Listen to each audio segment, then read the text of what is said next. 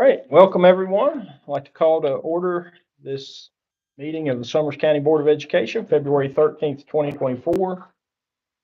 Let the minutes reflect that all members are present. I'd like to ask Ms. Farley if she would lead us in the Pledge of Allegiance, please. I pledge allegiance to the flag of the United States of America and to the republic for which it stands, one nation, under God, indivisible, with liberty and justice for all. Thank you. All right, next we have adjustments for the agenda. I'd like to make a motion to pull Sarah Griffin separately from the personnel under point 11. Second.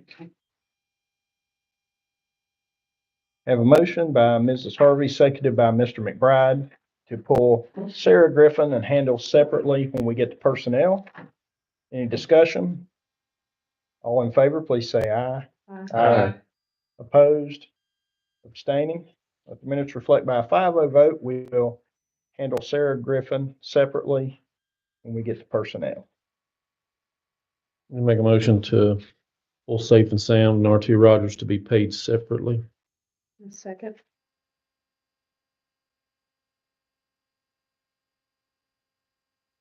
Have a motion by Mr. Brogan, seconded by Mrs. Harvey, to pull Safe and Sound and R.T. Rogers. Handle those separately under the bills. Any discussion? All in favor, please say aye. Aye. Opposed? Abstaining? Let the minutes reflect by a 5-0 vote. We will handle Safe and Sound and R.T. Rogers separately when we get to bills. Other adjustments? Yes, please. Okay. At a suggestion of the superintendent, I would like to make a motion that we move the employee disciplinary hearing to the last item on the agenda for the night. Okay, I'll second that. Motion by Mrs. Farley, seconded by myself, that we move the employee disciplinary hearing to the last agenda item. Any discussion? All in favor, please say aye. Aye. Opposed? Abstaining? Let the minutes reflect by a 5-0 vote. We will move the employee disciplinary hearing to the end of the agenda. More adjustments? I'll make a motion that we approve the agenda as read with the aforementioned changes. Second. Motion by Mr. Brogan, seconded by Mr. McBride, that we approve the agenda as read with the aforementioned adjustments. Any discussion? All in favor, please say aye. Aye. Opposed? Abstaining? Let the minutes reflect by a 5-0 vote. The agenda with adjustments has been approved. Item 5, we have presentations. The first one is going to be Jason Long with Dinsmore Shoals. I'm fine. If you folks want to let the others, I think I saw on the agenda game change. Okay. Okay. All right, so we'll hold off on you, sir. Just remind me if I forget.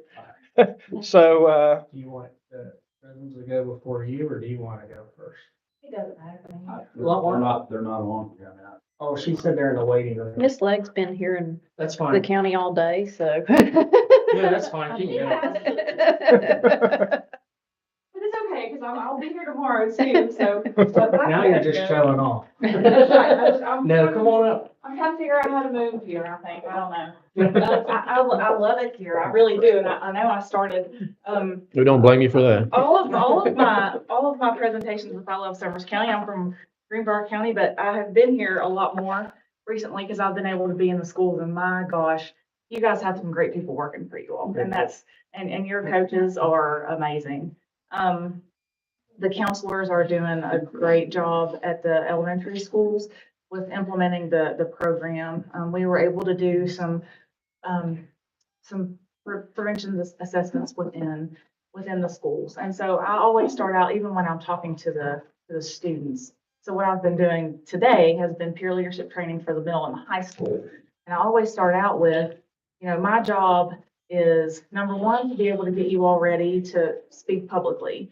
So you can go out and tell your community and your peers and the younger students why you're choosing not to use substances. So we work a lot through, what are you doing to maintain that health? Because I tell them my job as a game changer specialist is to keep healthy kids healthy. So through these prevention assessments, I really dig in and talk to the community to find out what's going on in the community, because the reality is, and through your assessments and through the student attitudes and behavior survey that we did at the high school, the majority of the students are making healthy choices around substances.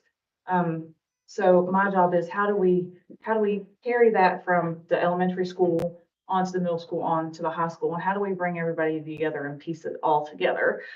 So through my prevention assessment, one of the main purposes is to find the misperceptions that some of the community might have about substances or just about the community in general.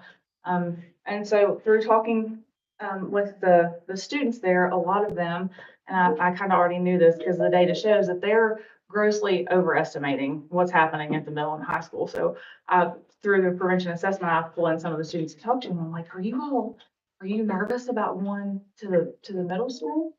And yeah. And like, why is that? Oh my gosh, all of the kids are vaping. And this is not an uncommon thing for me to hear from the students. Oh my gosh, all the kids are vaping and there's fights every day. I said, there's fights every day. And so I immediately started to try to dispel that misperception too. I said, do you think it's like every day? And the great part about you're all set up here is we're also finding out what those perceptions are. And I'm training those peer leaders to be able to go and speak to those younger students to say, there's not fights at the middle school every day. There's not, well, yes, there are some kids that vape there. The majority of us are not vaping. So that helps to dispel that idea that when they get there, that's something that they have to do. Because if they think that everybody at that school has a red shirt, they think that they're going to have a red shirt too. So they have these older students that they're looking up to. It's telling them that's not the case. Have delivered signs, game changer signs to the schools. I thought the board meeting was going to be, I told you this today, I thought the board meeting was going to be at the high school, so I was going to deliver the high schools today, but they're just banners that you all will be able to put up. So I've got them to Jumping Branch and Hinton area, and then I'll deliver them to Talcott and the high school probably tomorrow, because I think I'm going home tomorrow. I have the peer leadership training today and tomorrow, and then I will go home on Valentine's Day, which is probably a good idea. My boyfriend would probably appreciate that. But I found out that there's lots of good ideas in the community, that the community has a lot of good ideas, and you guys have a lot of good things going on here. It really is just having something to pull everything together and, move it into the communities and letting people know about the things that are in the communities that are working and that they may not know about. And a lot of it is just to get those conversations started. And that group of peer leaders that I have worked with today are amazing kids. And I'm so excited about tomorrow because I know what will happen. We're doing the training today. So what I did the most of today was just getting them ready. So we practiced a lot about who they are and why they're choosing not to use substances. And we talked about all of the things that are keeping them healthy. So, and that idea that the goals that they have, the things that make them happy, those are all protective factors. And those are things that they need to share with those younger students.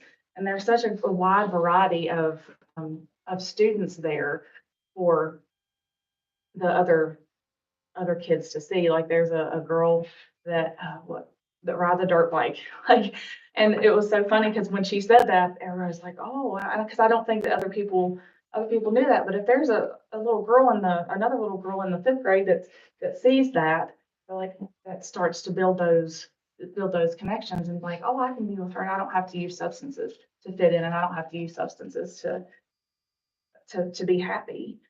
And so tomorrow, what we will do is we'll go back over that, that their why, it's their why story, why they're choosing not to use substances. And then I'll kind of turn it over to the coaches, and I'm so excited to hear what the peer leaders' goals are for that group.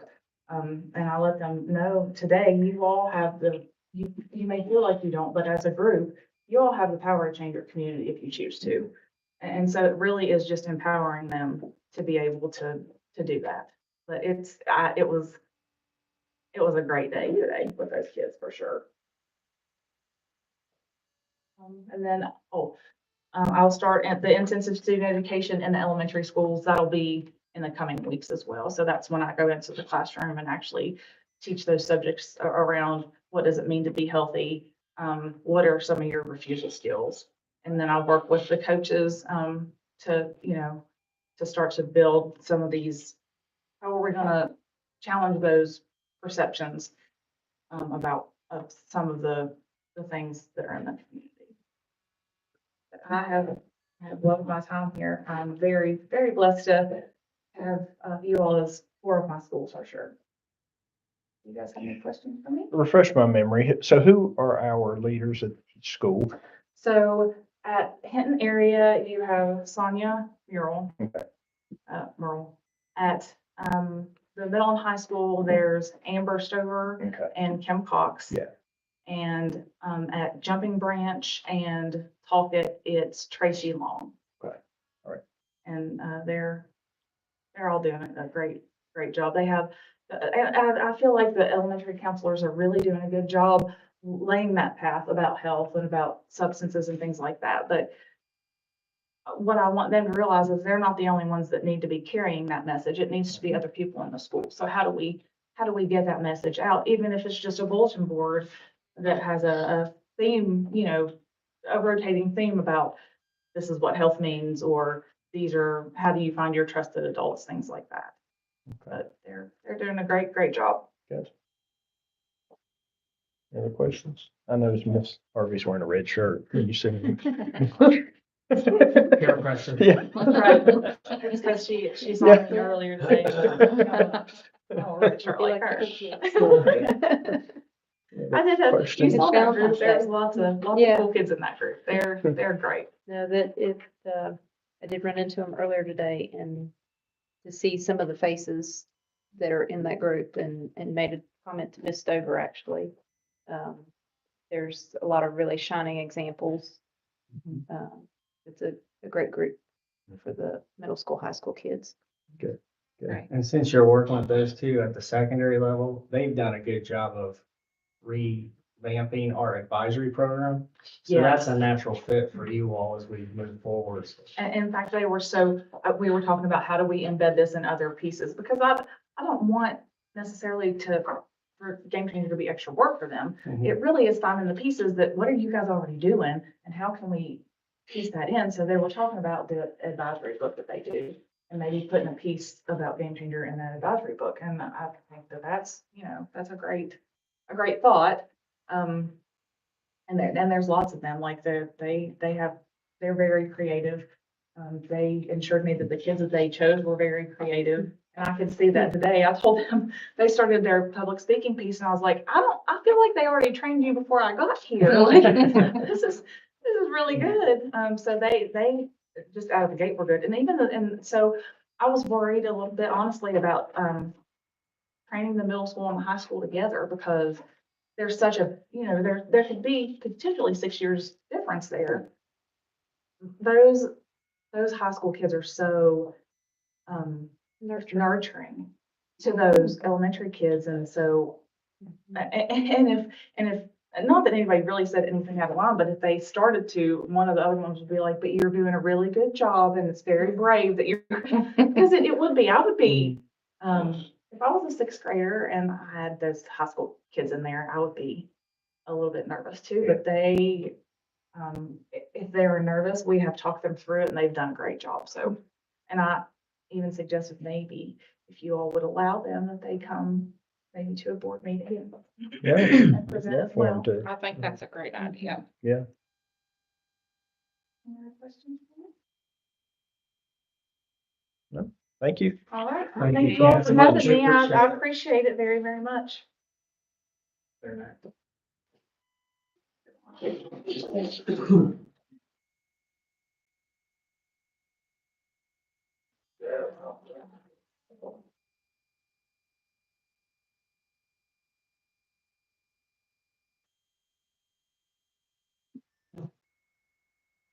I'm texting, so they know.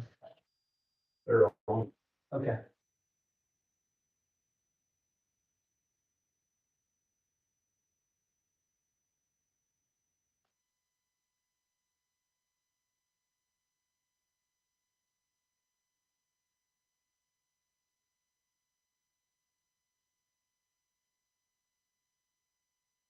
Can you hear me? That's in. And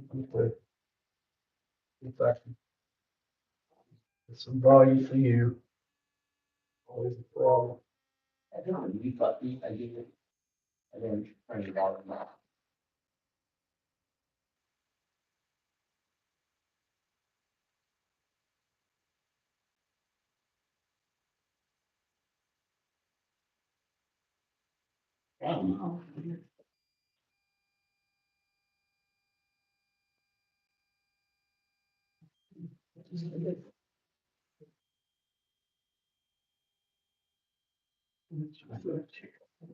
When you use a remote control, it fights each other.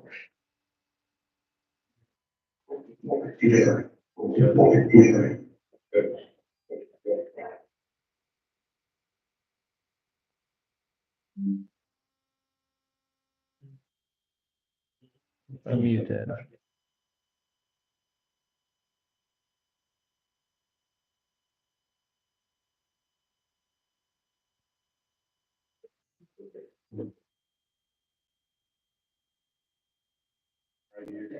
Okay. All right, you want to say Can something? you- All right, good. Okay. I'll turn you around. Greg, I told her you'd be the one leading, so. I'm going to point you to the board. And Awesome. Hey, guys. Hello. you're looking at our board president right now. Great. Yeah, Front and center, right, Greg? right. Thanks Uh, for having us. Thank you for coming. Yeah. So we're here today. We hear that you guys have maybe some questions or things that we can help support with understanding prisms. Yeah, so we just really wanted a little better understanding. It's the initial investment is a little, it's not cheap, so we just wanted to learn a little more about them. One of my questions then, and it was partially answered, I think, by the spreadsheet. So when I first looked at the spreadsheet, I only saw the initial cost. Then when I opened that spreadsheet up on my laptop, I saw the other two tabs. So my question at the last meeting was what the licensing cost was going to be. And it looks like for the 250 modules, about $4,500 for an annual licensing fee. Or am I looking at that number wrong? Well, just to get the kind of the vocabulary clarified. Okay. It's not 250 modules, it's 150 student seats. Okay. So you have up to 250 student seats. That is our minimum site license. Okay. And so that was the size that fit the campus that you guys were looking at. And it gives you access, it gives those students access to all of our modules Mhm. for all of math and science. So whether you're, a geometry student, yes, your teacher may be working with you on geometry, but if she needs you to go back and look at an 8th grade or a middle school unit, she has access to the full 7th through 11th grade math and science. And of Okay. course, in science, we are introducing middle school in the fall, and we already have the high school in place, which is the chem and biology. Okay. Software updates or do these headsets get updated with software, or is that all in the actual math or science piece of it? I'll let Nathan answer that. Sounds like he's. Howdy. So my role, I've been with Prism since the very beginning. I run our customer operations and everything that has to do with Prism's technology, I become your partner for. So this is a great question that falls squarely in my wheelhouse. So to answer your question, I want to give you a little bit of additional context without going down too big of a rabbit hole. And that context I want to give you is that this solution, in addition to having a hardware component and a Prism's application student seat license component, this solution has a device management component. So if you were to just go out and get your hands on 30 VR headsets, you would have a very hard time utilizing them in the education setting, keeping them updated, keeping them locked down, preventing students from getting on the internet and other things that we all understand we don't want our students doing. Your question about software updates falls squarely in that category. So the device management solution that is part of this package is that. It is an administrative console for managing VR headsets and managing the updates of any software that you're deploying to those VR headsets, maintaining the security of those VR headsets, et cetera, et cetera. So periodically throughout the year, which typically is twice per year, once at the start of the school year and once in the middle of the school year. That's the best way to think about it at a high level. We ask you to update your software, and that's because we Prisms are growing and improving what our product is and does. If it were trivially easy to update software on the headset, we would push an update every week. It's not trivially easy. It does require a little bit of an investment in time. It requires somebody to turn on the headsets, make sure they're connected to the internet, make sure they download their application update and they're updated. And we recognize that we can't ask districts to do that 30 times throughout the year. So we try to update our software twice per year. Okay. The headsets themselves, do they come with a warranty? How long have you all been providing these headsets, and what is the lifespan of a headset? Great question. The lifespan of any of these headsets should be 3 to 4 years, with a 5-year lifespan completely within reach. But 3 to 4 is the kind of stated lifespan that we feel comfortable standing behind. We have been deploying headsets since July of 2021, the day that I joined the company. We have about 20,000 headsets deployed across just shy of 200 district partners. The headset that you are looking to deploy, which is on the quote from Sonia, is the Quest 3. We have 0 Quest 3s in deployment, but don't be afraid of that factoid. That's good. The reason we have 0 Quest 3s in deployment is because until very, very recently, they weren't really deployable. There was not a good, strong management solution for them. So we would never deploy a headset that didn't have a good, strong management solution. The Quest 3 is also quite new. And we have worked out a lot of those, partner kinks on the back end so that we can come to you with a fully baked product on not even the current generation of VR hardware. The Quest 3 is the next generation of VR hardware, and we're at the very beginning of being able to offer charges. But we have done ample testing internally on the Quest 3. Okay. And so what type of support will we receive from you all? Would we buy a service contract, or is that included in this price? It's included in the price. There's a line item for support. It's a somewhat nominal relative to the overall cost, but you're a first 200 district adopting Prisms if you adopt Prisms, right? So we take our early partners and their success very seriously. One of the good things about our setup is that when you adopt this, you adopt several new things. You have a new teaching tool, you have a new piece of hardware, you have a new management console, you have charging carts built for these headsets, but you have one conduit for support for all of those platforms and products, which is my team. And that's what we've do. That's what we do. So you have up, the warranty on the headsets from Meta is 1 year. I can share the specific warranty language with you. The warranty on the charging carts is 2 years electrical, 10 years physical. Those are the stated warranties that are on paper.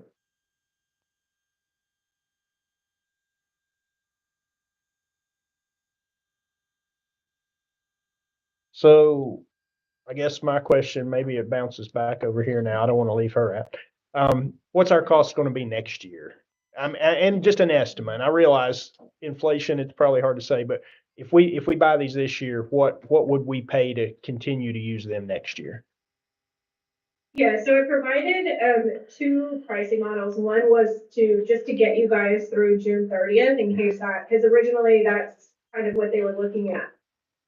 But I do recommend the annual because you'll lock in the current pricing. And so right now, that 4,500, the reason that 4,500 is on there is because that's accounting for $18 for math and science. That's a bundled price per student.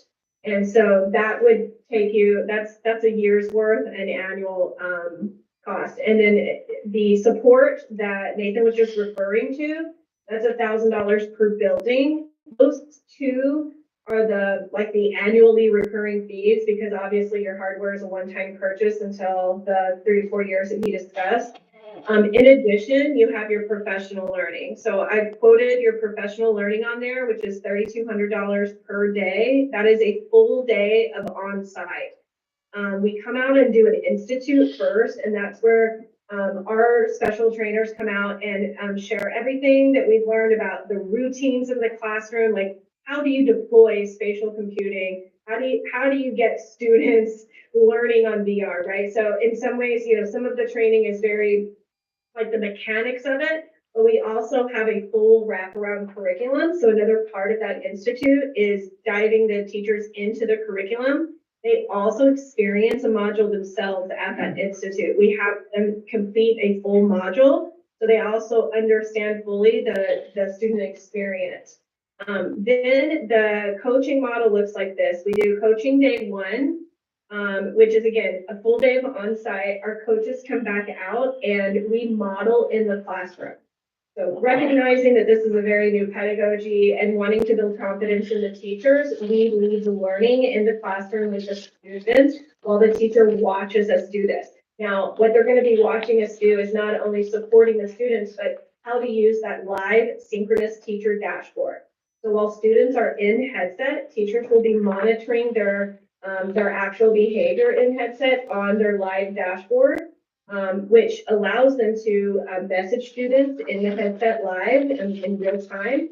But it also allows them to see if the students are getting the questions right or wrong. Are they taking hints? Do they need additional support?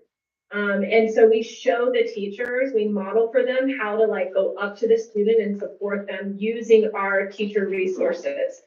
And so when we come back for coaching day 2, we are then there because the teachers have said, we're ready to lead that learning, and then we're there to support. So we're like side by side, whisper coaching. So it's a real true kind of full turnkey solution from the actual tech piece to the curriculum, and then also the complete coaching model.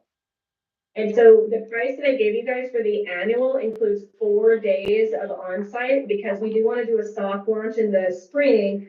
I recognize that we're still going to probably need to come back and do more coaching in the fall. So you have 3 days. If you go with the semester, you still need to do a full coaching cycle. So that's your 3 days, but there's a 4th day if you want to do the full year. Now that full year would start from the time, it would be a full calendar year from the time we start using those, or we obtain them, or would it run through the end of next school year? So the year starts when we contract with you. So whenever you send a PO or you sign our agreement, that's Okay. basically how we consider the year. So your signature allows Nathan to then order for those headsets. So that's Okay. really kind of how we consider the beginning of the contract. Okay, and I'll let some of the other board members ask questions they might have. I had two and you already hit them both. Sorry.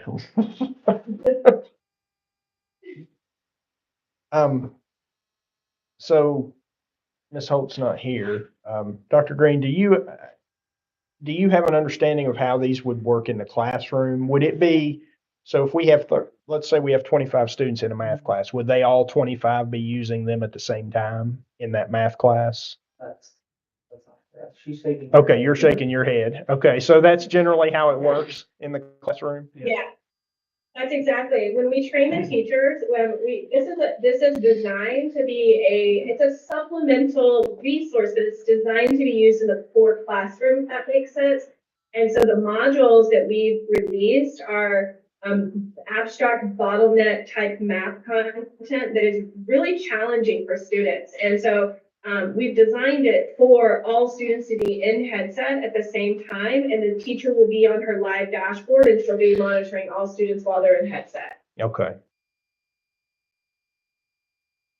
I think that's all I had. How many training modules is there and how quickly might we expect to go through all of them? Oh, that's a great question. So in terms of total modules, Nathan might know, we just added some more. I don't actually know. It's quite a bit. Like, I don't know, maybe we have close to 100 modules at this point. No, not 100. We have 50 content modules, many more en route. But your question was worded interestingly. You said training module. So I want to make sure I understand that.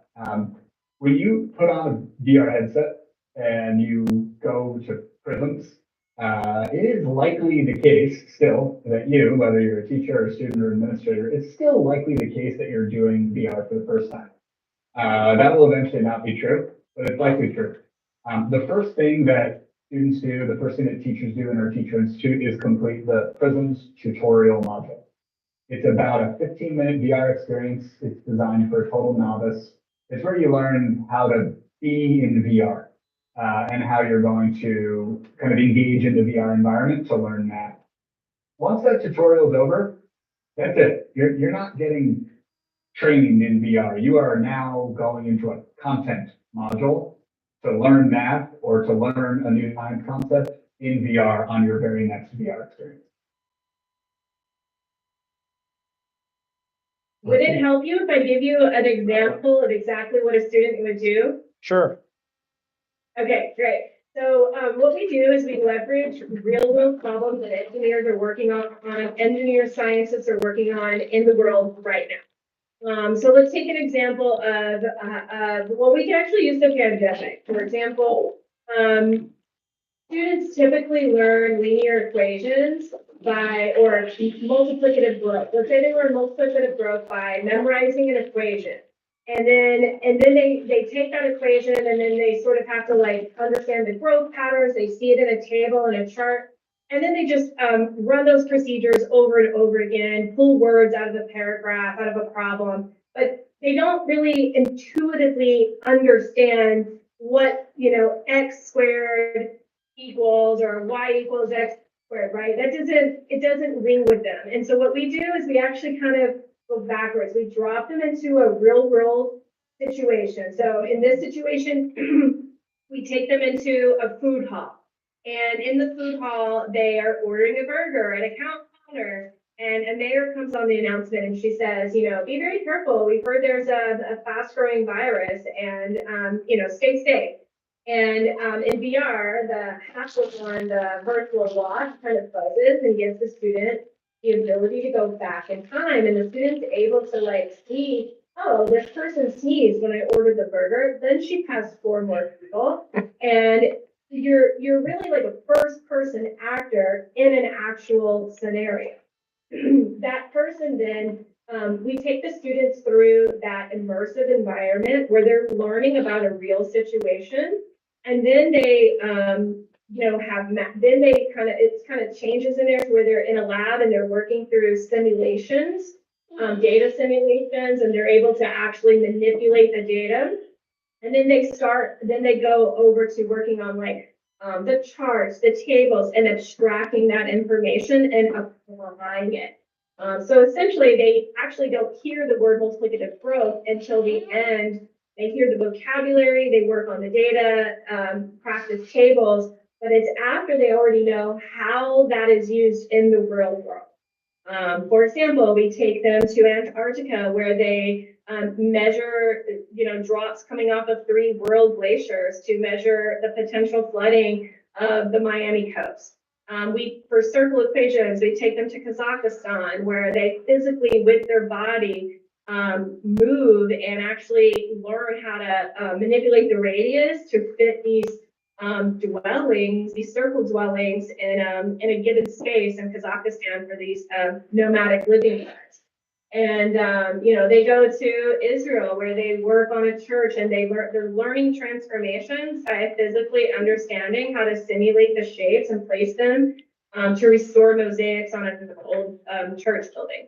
And so in each of these scenarios, we actually start the student in an immersive environment in such a way that they'll never ask their teacher, why do we have to learn this? Why do we have to learn this? Like, that's what you say when you see an equation and it's divorced of all relevance and meaning. You have no idea why you're learning that. You're just memorizing procedures, but you don't intuitively know how to then come out of that experience building your own math model.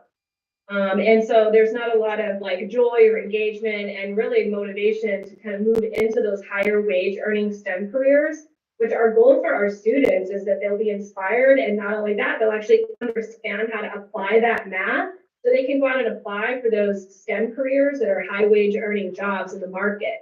And they'll understand what are engineers and what are scientists working on in the world right now. So we expose them to all of that by helping them partner with a STEM career in each one of our scenarios, or with a different person that's an actual real career. We take them to the O'Hare Airport where they're in the air traffic control tower, working to prevent 2 planes from crashing, right? So we take them to places and we help them work with people and teach the actual content so that they can go out into the world, be inspired to build their own. Build a better planet for everybody and really understand how the math works. And I remember why I said 100 units is because we're adding these mini modules, and we're talking about how that will almost like double in size the amount of content that we're able to provide our users. So we're gonna have some mini modules that are short, like practice, like more practice pieces versus our full length scenarios that I just shared with you. And those are gonna come at back to school. I'm very technological deficient. I'll be the first to straight up admit it. So I'm trying to get at with my first question and this question, how much content, if you've got 50 modules approximately, is what Nathan said, would we go through that in a year? Would we go through that in 3 or 4 months? How much content is that? Yeah, so this is a supplemental resource, so it's not going to be a one-on-one for every standard that your teachers are working on. But for example, I think there's about like 13 middle school modules.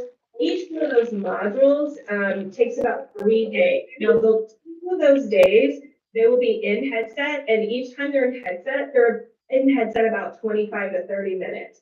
So most of our modules, almost all of them have a part 1 and a part 2. And so just to kind of reiterate what I said, so when they're in headset, 1 day would be part 1. They're in headset about 25 minutes. They also have guided notes in front of them that they're working on. Part 2 is another day, another 25 minutes in headset, the rest of the lesson from the framing to the debrief to the guided notes. And then the third day is what we call our synthesis day, which is essentially a paper pencil day where the teacher can assess what they learned in headset. Does it transfer to the way students are assessed today? Can they do paper pencil and answer questions based on the content they just learned? So each module takes about 3 days, depending on, if you have a 90-minute block, a teacher could essentially do both part 1 and part 2 in one block, but they typically don't. So you're going to be using it as a supplement to part of the normal scope and sequence. It's not like a full, they're not in headset every day of a module. And a lot of our teachers like to introduce their unit with Prisms because it does eliminate the why are we doing this and it gets them sort of involved and engaged from the very beginning. Okay. Let me add to that if I may. When you think about Algebra 1, linear functions, systems of equations, exponentials, quadratics, systems of linear inequalities, basic bivariate statistics, absolute value functions, roots and rational operations. We're creating a learning experience that sits at typically the beginning, not always, typically the beginning of each of those units of instruction. And like Sonia mentioned, what it gives students is a really, not only a grounded real world application for why the content is relevant, but also a lot of rich, rigorous exposure to the content itself. It's not, oh, I'm so excited to learn about absolute value functions because I understand how it might impact earthquakes in Kyoto and building integrity. That's cool. Don't get me wrong. But if that's all that Prisms was, Prisms would not be Prisms.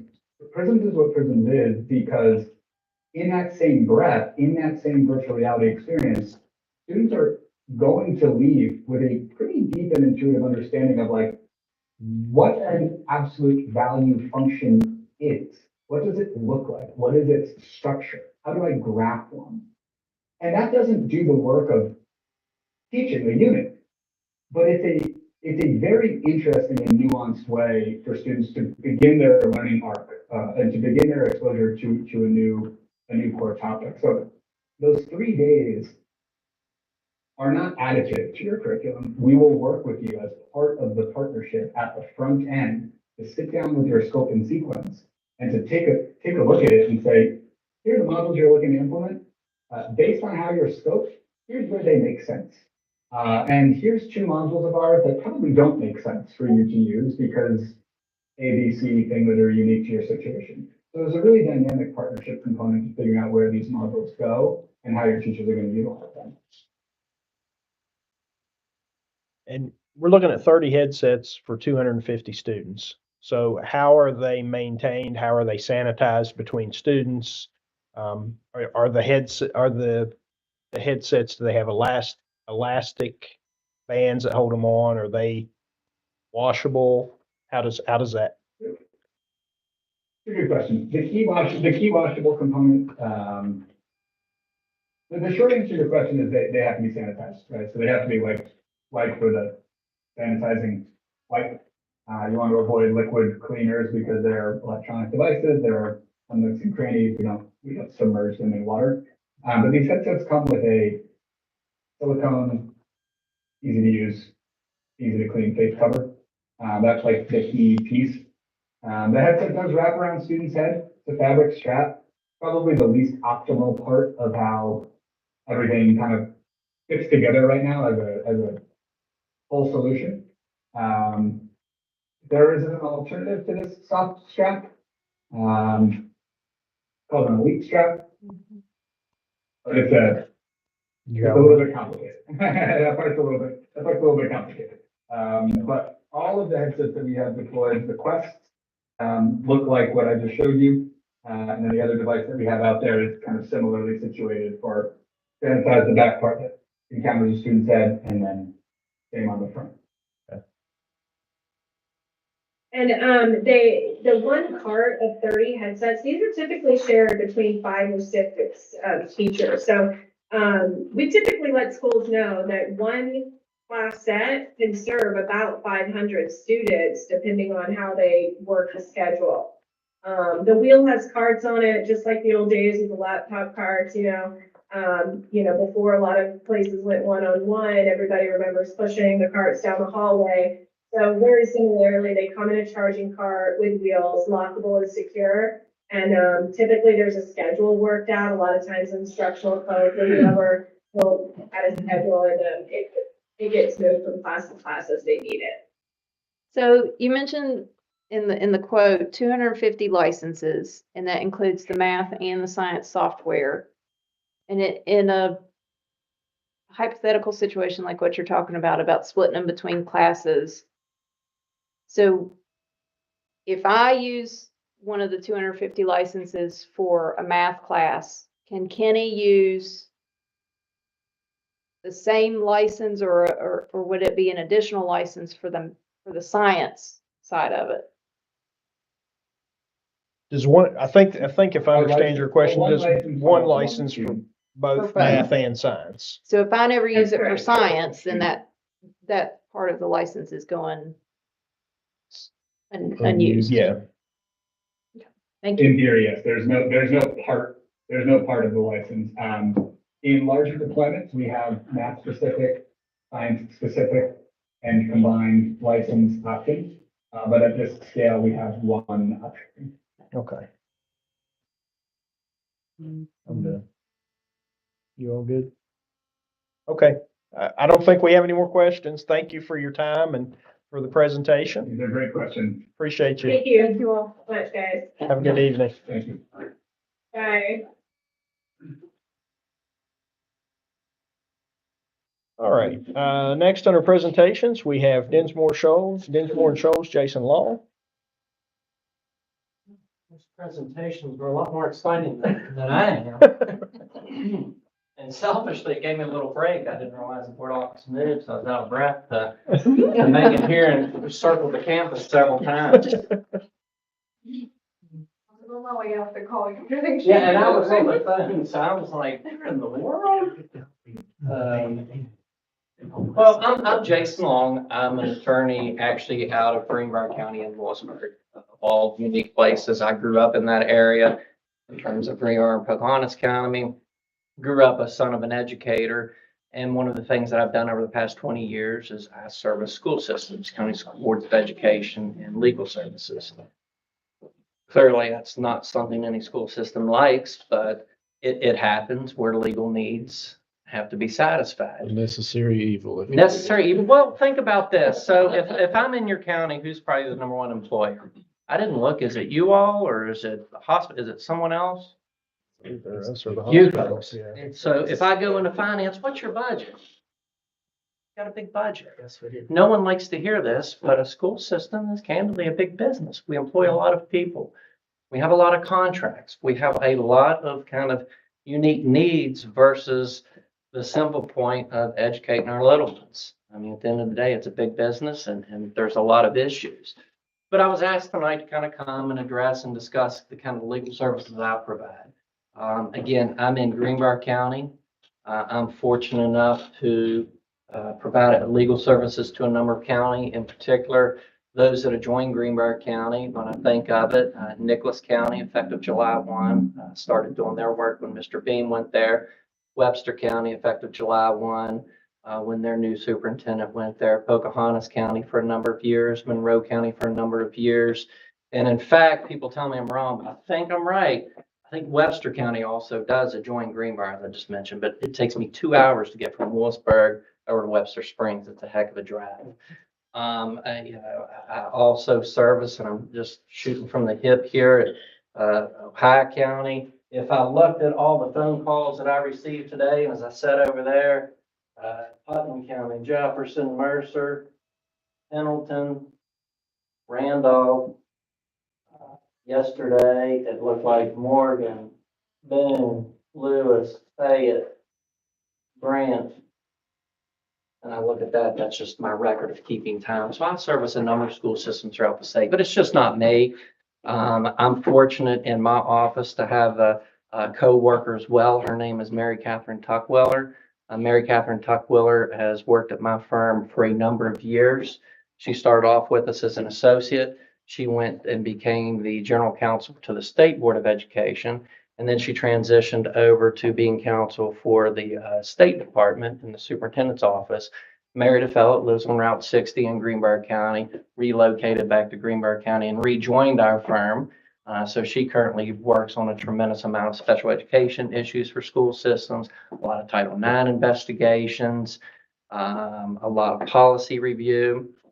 And then also part of my practice group is an employee by the name of Denise Spatafor. Denise Spatafor is a great attorney who previously was an administrative law judge for about 12 years, administrative law judge through the grievance process, writes a lot of decisions. After that, she was personnel director in Harrison County. And I believe she and I have been together for about 12 years. So that's kind of what I'll call our core nucleus education group that provides services, again, all across the state, whether it's in Harrison County, up Route 50 into Doddridge County, go into Dodge, go across the mountain into Pleasants County, get onto Pleasants County and get on Route 7, Route 2, whatever that may be, down into Jackson County, Cabell County, Boone County, Jefferson in the eastern panhandle, Morgan, Pendleton, Randolph. Again, I could go on and on about the services we provide. I think we provide good services. I think we provide great services. I think that all of us, given our background, understand and recognize that school systems don't like to incur legal expenses. Obviously, a question that's always asked is what our legal rates are, among other things.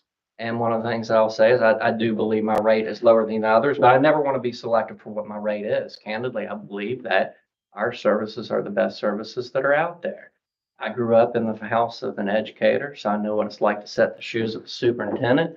I feel like I know what it's like to be involved with board members in those relationships. I feel like that, again, Mary Catherine Tuckwell, with her experience, that we provide great services to our school systems.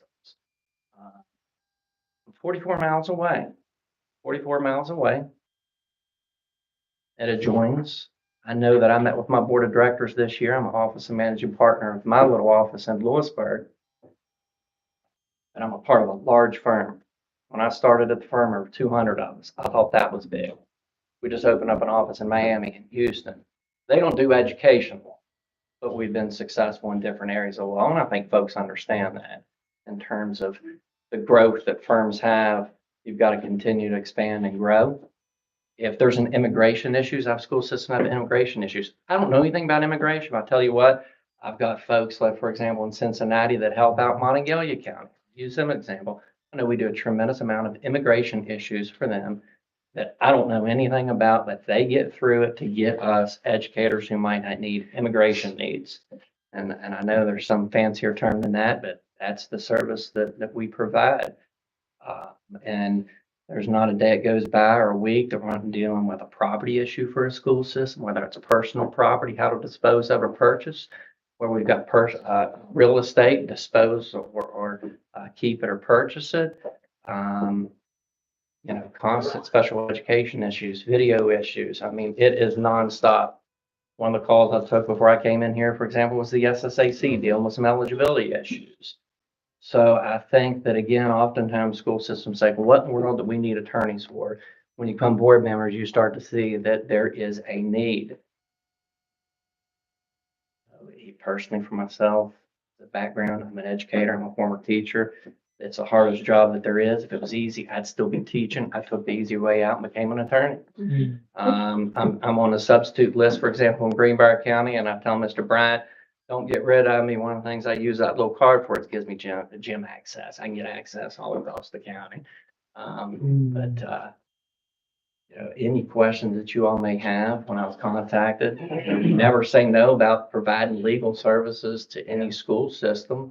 I think those that would speak of me and those I work with, I'm available 24/7. I mean, as I sit here and look at the text messages and phone calls, Mr. Bryant right there, I haven't answered it yet. It was at 5:40. Doris Stutler, Harrison County. Dan Rannick, Putnam County. Ernie Atkins, Mercer County. Nancy Hanna, Ken Miller. So it's a lot of work, unfortunately, for me and my world at your all's expense, and it comes at an expense. It does. That was going to be one of my questions. What's your turnaround time approximately for communication, return phone calls, emails? So my wife always says, do you ever take a break? So if I miss a phone call, you can see on my text messages here. Let me click on Mr. Bryant.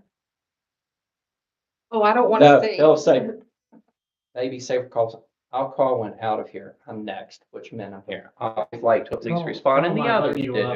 Yeah, because if I don't do that, guess what? Then there's the urge to maybe reach out to someone else. It is business. I get that. And if a superintendent or someone's calling me, it's probably an issue. It's an issue that needs to be addressed. or one that I can say, give me 5 minutes, or let me get out of this meeting, or hey, hold on, can you call Mary Catherine? Hold on, can you call Denise? So, counties eventually start to get a good feeling of, well, whose bailiwick is it? Eventually a superintendent will recognize if there's a due process complaint for a special education matter, that's really not my bailiwick. That's Mary Catherine, for example. If the superintendent or county has a right-of-way request from a county, they'll recognize that's Tom White in my office, handles a lot of our contract reviews, our levy reviews. If we get into a situation whereby the school system runs around a bond, that's a whole different story, but our bond counsel folks. But at the end of the day, I'm usually the primary contact that gets those calls and communications, funnels them if it's outside of my area. And my wife doesn't like this. She says I never stop working, but if I don't respond in a timely manner like that, I won't have clients. Clients are my key expectation. I mean, that's what I did. It's my job. Fair enough. And responsiveness is key, just to get a response that says, give me a few minutes. I called Not today from Jefferson County, was like, I need time to look at this one. Give me a little bit, I'll research it and figure it out. I like to be efficient. If I've answered the question for another county over the past several years, I can probably find that email and I'll tell the county, I'm just going to forward you what I gave to Joetta in Monroe County, whatever the case may be. I try to do that because, again, that's a lot more efficient. No reason to reinvent the wheel. Someone did have to incur that expense, but you all get it a little bit more efficient than maybe what that issue was. Enjoyed doing a lot of workshops, presentations for school systems, enjoyed doing the in-service with our teachers, our service personnel, if need be, our board members if need be. I think our classroom teachers, they were getting exhausted from, we're running out of hours in the day for a 200-day contract employee with what all their expectations are. So by the time they see me coming in talking about legislative session and what occurred at the end of the session, well, they're just wanting to hear from folks like this, really, versus me. But there's a lot of mandates stressed on our classroom teachers, and more to come at the end of this session. I can say in the past, I've enjoyed working with Mr. Long, and also she was MC Funk when I worked with Yeah, her MC. before she got married. That was her nickname. Mary Catherine Funk was her birth name, and she got married to that guy from Greenbrier. She's a She's former good. teacher as well. She told me she was elementary, Mm-hmm. and she does a good job with all that. But you got a good team. We do. We've Mhm. got a good team. Yeah, and it comes and goes. When superintendents change, maybe they want a fresh start, and I get that. And that You- happens. You worked with Summers County before. I did. So I worked with Summers County before. I don't know when that ended. I don't remember a single grievance. I never remember any due process. I don't remember any hot items that I can recall whatsoever. I just don't recall any hot items. And I don't know what the decision was. I have no idea. I don't know if any of you folks were on the board at that time or not. I have no idea. And that's been a while. It was Kim Rhodes. Yeah. Well, you I think drove it us was right when to you the were edge of the cliff transitioning. and then you turned the wheel. What is the hourly rate? And So- I know, are all of you the So same? all of us are the same. That's $325 an hour. We're all the same. I say that, and there's usually an exception if there is immigration, because our immigration folks, it's a little bit different. That doesn't include bond counsel work, but again, that's different. That's probably not on your all's radar screen for any bond. And I don't know if you're a levy county or not, if you have an excess levy. That wouldn't change, but I only ask that because we have been buried over the past couple of months working on excess levies, getting approved by the state auditor, making changes to them. And I get it. A small county of this nature, one high school, I kind of compare you probably almost to like Monroe, Pocahontas. You're in that realm of, at least Monroe has an excess levy, Pocahontas doesn't. They got some federal lands that help out, but I get the unique nature. You're not Jefferson County. You're not Montague County, not Putnam County. You're not Cabell County. You're Summers County. And at the end of the day, your carryover is probably not that significant. I assume you got declining enrollment like we all do. And each personnel season which is coming, there's difficult issues to address. And that's one of the things we do as well. Personnel season's a tough scenario. We sit down and work with the county to make sure that we think that they're making the right moves in terms of complying with the law with both our service and professional folks, so we can avoid any sort of grievances.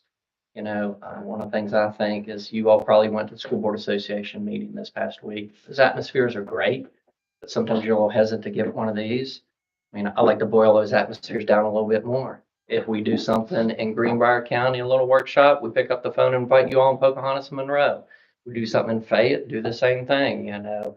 Try to incorporate some of those counties if there's some sort of presentation we can be given, get some hourly credit from the School Board Association, but keep your boots on the ground here and be able to ask some candid questions about some issues versus being in the embassy or wherever y'all were. I don't know.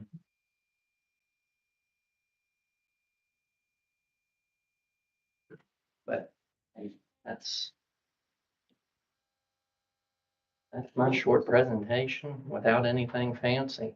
You know, again, you can go to dinsmore.com, read about myself, Mary Catherine, Denise. You can click on events, you can click on presentations and see all of the different presentations. One of the things that's beneficial for is you can go and see the counties I've been to. I'm just thinking offhand, I was in Randolph County last week and we did an administrative update for our principals on student code of conduct, state policy 4373, how we discipline students, but then making sure we understand how we do it with students with disabilities with a 504 plan or an IEP, because you got to make sure you do that process right, and they just need a refresher.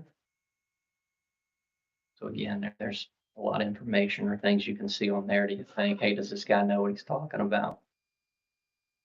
And I think we do. I think we do it in a professional way. And the others that service you now, I'm sure do as well. And again, it's no reason to not be professional in difficult situations. And a lot of my situations are difficult. Personnel meetings with employees, reason to be difficult with the individual, especially when you're trying to sever someone's employment. You know, find a way to get it done, over with, in an economical way. Not tied up in some grievance that's going to cost 2 or 3 years we don't have a resolve. So, any questions? I think you done well. I appreciate your time and appreciate you coming down. Thank you. I'll leave here, and I think Mr. Brandt wants to meet with me. Some situations here this evening. I get the sense that's what's going to happen. So, I appreciate it. Appreciate you. If y'all need anything or need Thank additional you. information, just call me. Thank you. Shoot me a text, email.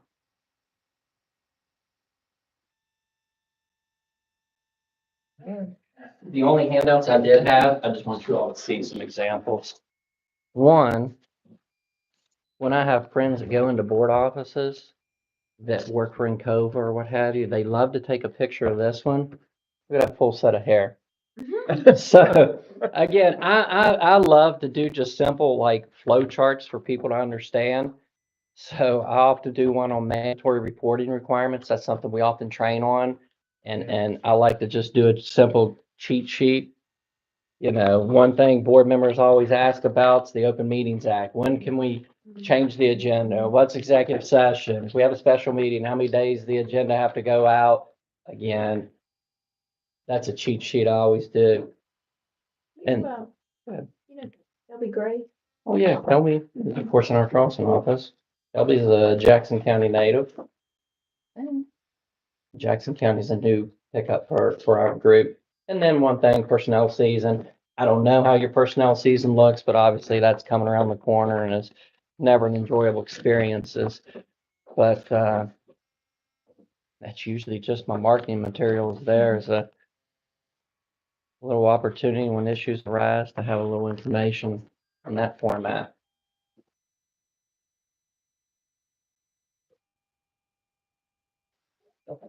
Not as exciting as the first two groups. Yeah, not at all. No one likes the attorney. You hope to not need them until you need them. Right, right. Exactly. Like the fire extinguisher. For your insurance too now. Jason, tell Mary Catherine I said hello. Who's that? I'm sorry. Tell Mary Catherine. Will do, will do. She just had a little one. She has. She just came back from leave and her first day back was last Monday. And she missed us. Yeah, Mary Catherine he's mentioned, she loves it. I mean, but she's good at it. Yeah. She's good at what she does, in particular in special ed. And special education is usually, you have to, if it's not quiet, it can cost the county to do process complaints, things of that nature. That's where you see Yeah. a lot of the issues, unfortunately. That's just the nature of how it works, Yeah. unfortunately. So, okay. Sounds good. Thank you, Tell Susan. Jeff I said hi. Will do. We charge it to Greenbrier County for you coming in. Oh, I'm gonna see him here. I'm gonna call him in a second. I have a feeling I'm gonna see him at a basketball game. All right, have a good one, man. See y'all. All right, item 6, we have no public comments.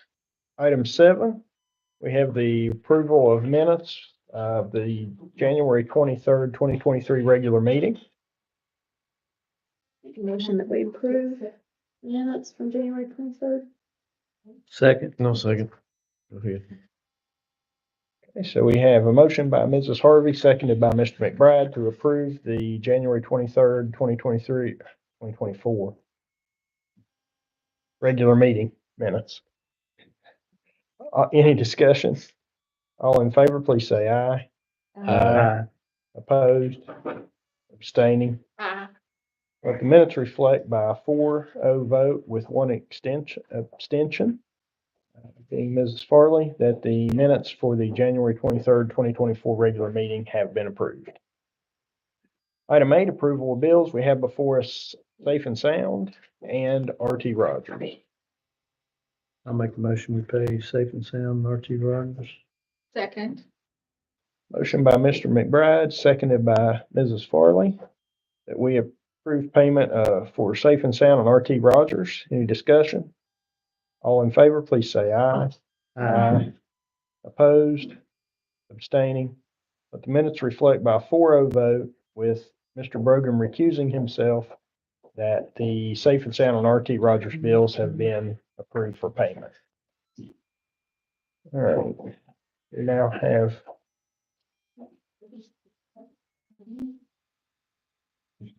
Harvey, would you want to step? Oh, no, that's personnel, never mind. I'm sorry. No, Well, you're on top of. yeah, I knew there was one more. I was thinking Bill, but then as soon as I looked at you, I realized personnel. All right, so we have the remainder of the bills before us. I'll make a motion that we pay the rest of the bills. I'll second. Motion by Mrs. Harvey, seconded by Mr. Brogan, that we pay the remainder of the bills. Is there any discussion? All in favor, please say aye. Opposed? Abstaining? The minutes reflect by a 5-0 vote, the remainder of the bills have been approved for payment. Item 9, discussion or possible action regarding legal representation. We had just now the representative from Dinsmore Shoals here. I believe that Steptoe and Johnson reached out. Mrs. Harvey had some communication with them, and the lady would like to come at the next board meeting, the second board meeting in February, which is going to be our LSIC at Jumping Branch. But I told her that would work out. We could put her in there. So I would say, if you are okay with this, we'll just leave this on for old business, and then we can have some discussion after hearing from them as well. One other option that we may have right where we're at. I talked to Trey. I went and confessed I was the one that had this on the agenda. And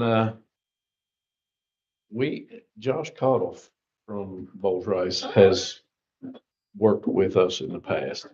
Oh, And his rate is considerably lower, so that might be another option as well. Okay. What's his name? Josh Cottle. Do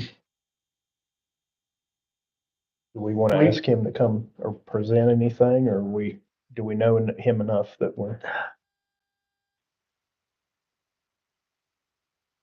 Cause as Me and you a, want to talk about that later. okay, and I think that's what's gonna happen on the next meeting. She's gonna present remotely. Oh, So, shit. yeah. So we just need to, So we'll have to okay.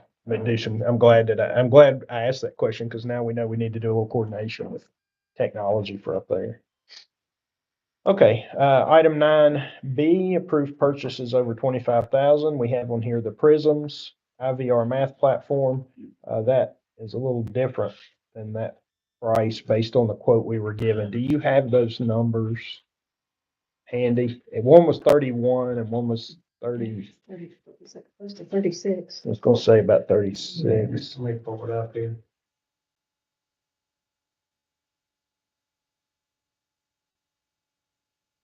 Before we get to that, or I guess we could get to the So it's discussion area. 37. Yeah. I had asked last time if we could get a rundown of how much money we got left before we make this call. How do we handle that? You talking about with COVID money? Yes, Are we sitting? at that's one- how we want to pay for it. Is it, am I correct? Yeah. Are we a little over 1 point what? We have 1.18 not allocated to anything. I mean, we still have plenty of money if that's a purchase you guys want to make. And what's our deadline? September of next year. September of this No, fall. September of this 24. year. This is I was gonna 24. say, I think, yeah, I thought it was We're in 24 now, Yeah, that's all right. September of this year, sorry. I'm a couple months behind. Yeah. At the very It's end. like of your the Wi-Fi packet, when it you guys lags. have some and I'll go over this at the end of the. That satisfy your question? Okay. All right, so 31, let me pull it up real quick. I can look at it. 31,120 31, for the semester license and 20. it's 3 on-site learning days. But that's not the number that was put out to the public on the agenda either. Well, but it's over 25,000 and they changed it because of their Okay. new, their, what's that called? I can't think of it. The Quest, the new. The headsets, The new that- headset, yeah. Was it 37 what for the year? 3770 for the annual. And it includes the 4 on-site days. It's basically an extra on-site day. So if we go with the half year, that gets us through this year, Right. this school year, and we're losing a little bit there because we're already Right. into the second Right. semester. Yeah. By the time that they're, Yeah, who knows how long it'll take to get Appropriated. them. That's probably a question we should ask. Yeah.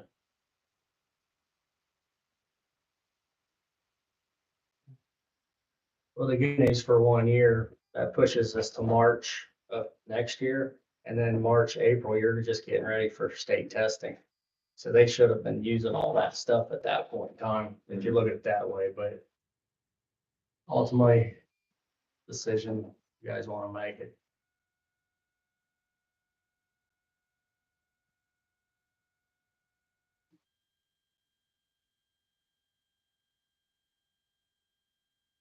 and I think it's a neat technology and I think that it would be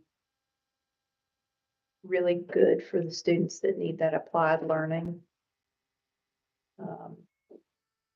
I'm concerned that it's, almost March. And I figure it's gonna take at least 30 to 45 days to get them and train. So at that point now we're into April and May testing, end of school year. One of the other options we could look at, and that's maybe something we should have asked is, because we are already in second semester, because we are gonna have state testing when you get into April timeframe. And if you start those training modules now and they don't use them much, are they gonna forget it before the fall semester? Right. So if we approved an annual agreement with them, could we have the equipment shipped here and begin that in Delay the agreement start. delay the start until the beginning of school year of 24-25? He said when you sign the contract, that's when the year begins, and then they order the headsets, though, is what he said, so. Because they're not gonna order the headsets without the signing of the contract, and he Right. said that's when the year begins. And I wish Ms. Holt was here because I'd like to know too, if there's been any discussion or coordination with any of the science teachers. Yeah, Miss So that- Michael said she'll they said that they would do it, the math and science, the high school level. And then what they can do eventually is trickle it down to the middle school. Once we get people who are certified in that discipline, who are willing to use this technology. We also have McDowell County and, Cabell County, that teacher, they have two teachers, one's the high school, one's the middle school, has been using this for over a year now. Right. They said that they would work with us in collaboration if we would want that extra support. So that's the part that's really nice, as a teacher teaching a teacher of their mistakes. We can learn from their mistakes and how to implement it more effectively, because they've already gone through the very, kind of like your first car that gets made that first year. There's gonna be some kinks with a new model, if you will. They've kind of worked through that. Now, having said that, they've not worked with this latest model here, the MetaQuest. Did they say 3? Is that what they called it? So that's gonna be the difference, I would say. But if you guys would want to table this until CNA would make if they would rather just push us back and say, could we get training over the summer, get them ready for the fall and have one whole fiscal year, you could do something like that if you're interested. I don't know what that cost would be, though. If we done it like in July, that would give them a month and a half to get things going.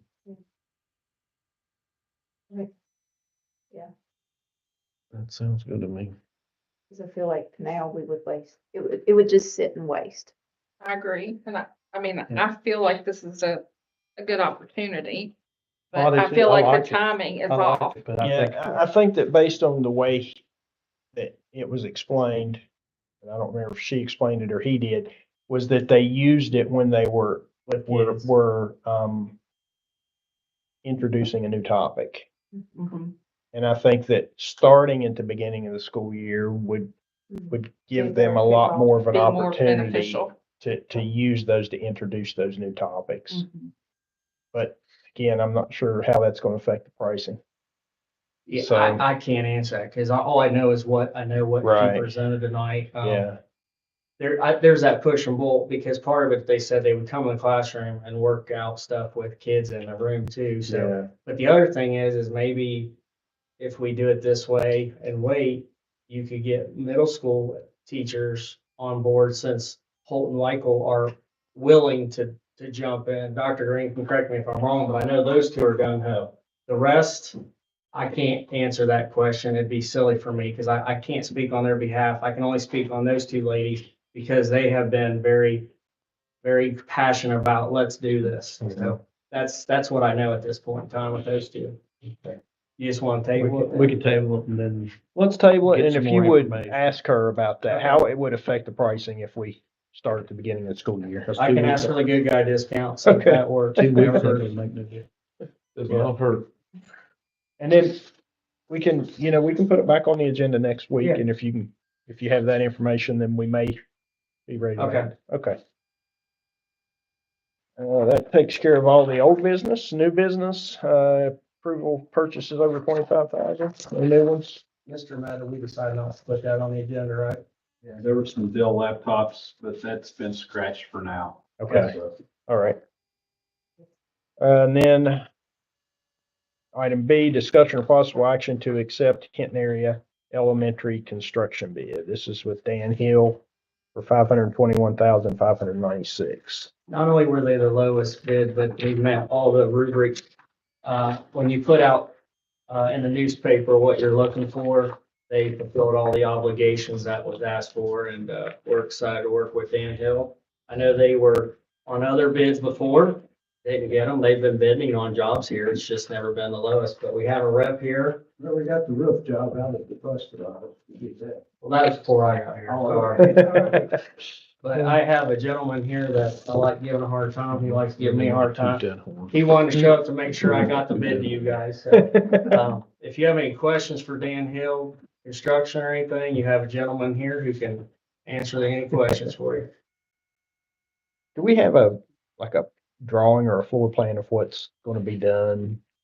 Yeah, I can get that to you. Okay, I just would like Yeah, to see. yeah. but Me too. I don't know that I have any questions for Yeah, Mr. we don't Hill. really Okay. have a whole lot of details to have questions for. Yeah. I'll have Mr. Metter give you guys a copy before you leave. Are you How many other related bids to? were there? There was 3 total people that were interested. We had a, Dan Hill Construction, Swope Construction, and DCI Shires Mhm. were all in attendance on February 1st. So, low bid 521, 596, Swope was 557, and DCI Shires was 575. With the same last name, do you get a discount on David Hill Concrete? Well, I'm naming rundown. We're just checking. Will this have a clerk of the works along with it as well? this will have Heath with McKinley. He's going to oversee it. So he's already factored in the equation right now, working with them as usually McKinley, a firm that does all the stuff, gets around 5-9% of the cost. So he's already figured into that percent. So that will be our clerk of the works, if you will, since it's a smaller project. What kind of time frame are we looking at on this? It needs to be done before school starts up. So it would I- start what was after our- school's what out, date did we say on the rubric? On here. start Yeah. soon? Did we have July 30th? Yes, we did. Okay, July 30th is the date that we have. Get a signing the contract and pre-construction meeting and everything, you know. Mhm. Yeah. Okay.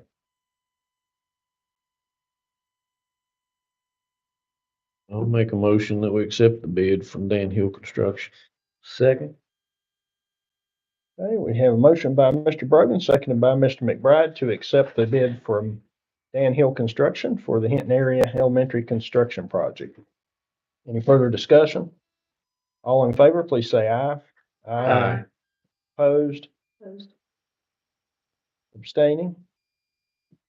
Let the minutes reflect by a 4-1 vote, the bid for Dan Hill Construction for from Dan Hill Construction for 521, 596 for Hinton Area Elementary project has been approved.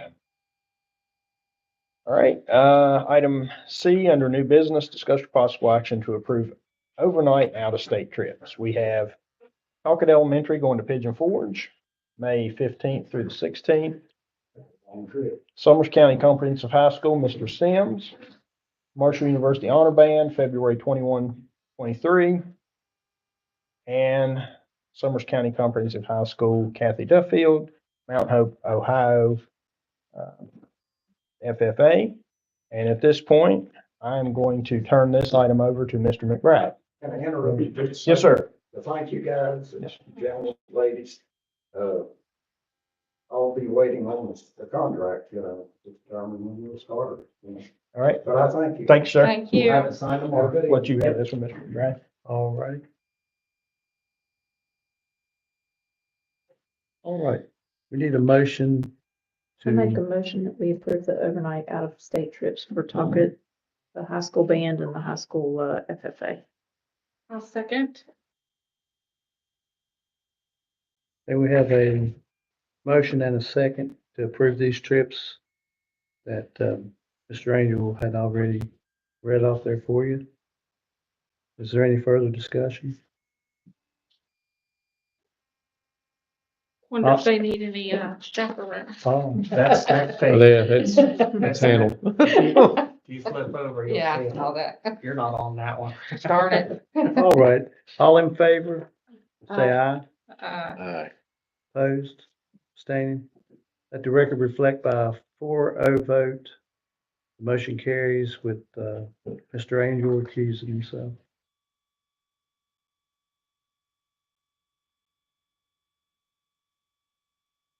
All right. Oh, did you do this one too? No. Oh, No, I should let I you didn't do that. know. Didn't see that one. I'm gonna step back at, well, this is for the You're not talk on of that fifth one. grade You're not trip, on never that mind. All right, so This one. item D, discussion and possible action to approve the following chaperones. This is for the talk of fifth grade trip, and these are all listed. Do I have a motion? I'll make a motion, we approve these. Second. Motion by Mr. McBride, seconded by Mrs. Harvey to approve the chaperones for the talk of fifth grade trip. Any discussion? All in favor, please say aye. Aye. Opposed, abstaining. Let the minutes reflect by a 5-0 vote that the talk of fifth grade trip chaperones have been approved. A discussion or possible action to approve the E-rate bid. Those bids came in yesterday. We're still evaluating them, utilizing a rubric for that. So we'll push that to the next board meeting. Not Okay. quite ready for that. So that'll be on the.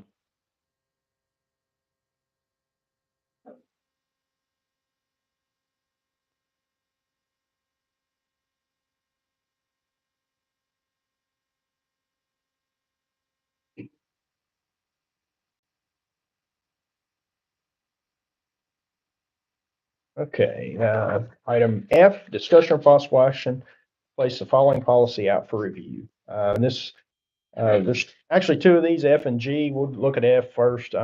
First one was 2B5, language to be included in legal service agreement. We are obviously talking to some of the different lawyers. There also had been some questions about different fees, so our different rates, also about the amount we've spent on legal fees over the past few years. So this policy was in place, and I just wanted to put it out there. It's been recessed. You should have a copy of it. Thought there was a copy, maybe There is. Okay. Must be overlooked. It has been recessed, but there it is, repealed. But if we're concerned about, we want to kind of have a tighter look at the amount we're spending on legal fees. This was what was done previously. I'd like to put it out for review. I don't want any unintended consequences, so I think that comments from you all who have to reach out to the lawyers as well as board members. And then we can look at any comments between now and the next board meeting. So my suggestion would be that we just put these out for review, 2 weeks, and then we can talk about them at the next board meeting. So I'll make a motion that we put 2B5 out for review. Second. Motion by myself, seconded by Mr. McBride for policy 2B5, language to be included in legal service agreement that was repealed on 6/30/2022 to be placed on review. Any discussion? All in favor, please say aye. Aye. Aye. Opposed? Abstaining? Let the minutes reflect by a 5-0 vote that policy 2B5, language to be included in legal service agreement, will be put out for review. And the other policy was just the board meeting policy. We do need a few updates on this one. One being the time. We're having our meetings now at 5, so I felt like that we needed to update this. One of the things I've thought about, and I'm just going to throw this out there so you all can think about it too. We're asking the community to support a levy. So my thoughts are, as a board, it's good if we can go to the community instead of asking the community to come to us. What one of the other counties that I had talked to, they hold their meetings. One board meeting they hold at their board office. The second board meeting of the month they hold at one of their schools, and they rotate it through the schools. We're kind of doing that with our LSIC meetings. But I would like to see us be more out in the community a little bit. I'm just one board member, so if you all say no, we don't want to do that, I'm thick-skinned. So I just think that by going to the community, we may get more participation, we may not get more participation, we may get less participation, but until we try it, we don't know. I do like, of course, we don't have the noise today, thank goodness, but I do like a little bigger area than what we have. I feel like with right now, I don't hear any coughing, but with flu season and all, it's good to be able to spread out. My intentions, if we hold board meetings in the schools, if we decide to rotate through the schools, not necessarily for the principals to have to be present or have to present anything, just to use those locations as a meeting location. Because I just want to make sure we are as available to the community members as we can be. If we're going to ask them to support our levy, I feel like it's important that we make ourselves as accessible and available in their communities as we can. I think that's a good idea, and I think it also gives teachers who want to stay after school the opportunity to attend board meetings. If their children are in that school, they would be more apt to be able to stay after school for a board meeting than they would be to, travel down here for one, or I think that would give them the opportunity to do that. So those are my thoughts. agree. I haven't really talked to many of you all about this. I wanted to wait and bring it to the board meeting just for the sake of Open Meetings Act, if it's something we did have to take action on, but, I'll make, since this was mine to ask to put on here, I'll make the motion that we put this out for review, and then, if you all have comments that you'd like to present, then we can address this one at the next meeting as well.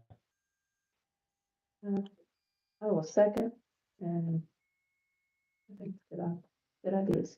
I do too. Thank you. Who made the motion? I made the motion, seconded by Mrs. Harvey. Is there any further discussion? I'll just add that the part where we don't need to burden principals to be there if they choose not to be there. That's their Mhm. prerogative. We're just using the building. Yeah. I like that. All right, any other discussion? All in favor, please say aye. Aye. Opposed, abstaining. Let the minutes reflect by a 5-0 vote that policy 2B1 board meetings will be put out for review. All right, item H, discussion or possible action regarding the parking lot deed. This is the one over near Hinton Area Elementary. Yeah, Okay. yeah. I did drive by there the other day and I saw that we had cars parked in it, so it's being used. Oh, yeah. That's a good thing. Original deed that was presented, a month or so ago had I think the sum of $10. And, with board approval, the city is willing to sell us that property for $11,000, which is much less than what they've improved that parking lot for. They have obviously paved it, improved it, striped it. I think the price tag for that was north of 22,000. So, but this deed has been corrected, and this needs your approval, and it needs to be recorded in the courthouse along with payment for.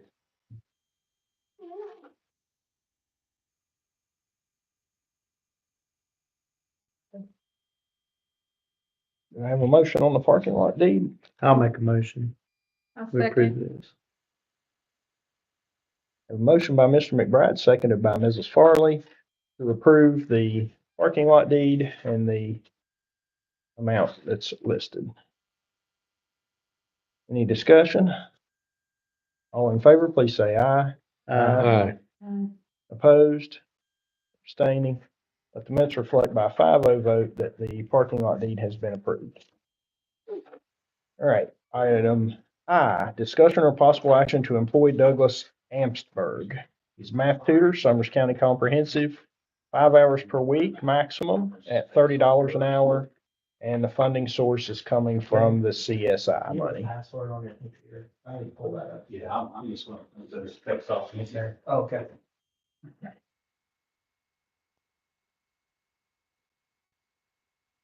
Do we know what grades he's working with?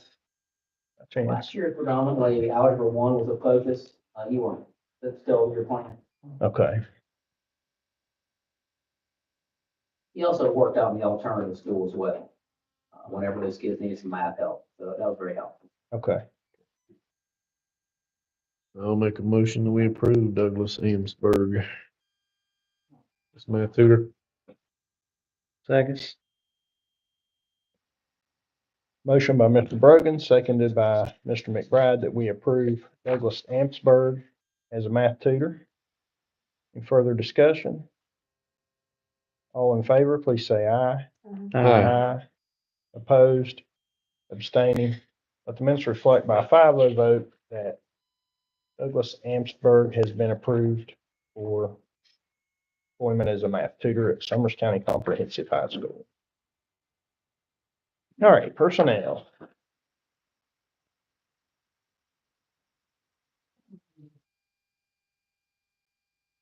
Hey, we're gonna jump down real quick and we're gonna take care of, under employment, professional, extracurricular, extra duty. We have Sarah Griffin, Assistant Track and Field Coach, Summers County Comprehensive High School. That'll be effective, 2/14 of 24. I'll make a motion, we hire Sarah Griffin. A second. Okay, we have a motion by Mr. Brogan, seconded by Mrs. Farley, that we hire Sarah Griffin. Any discussion?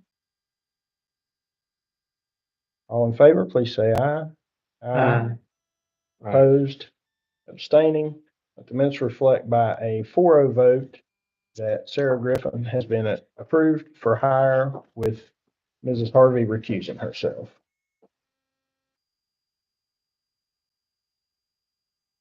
All right, we have before us now the remaining personnel items. We have leave of absence.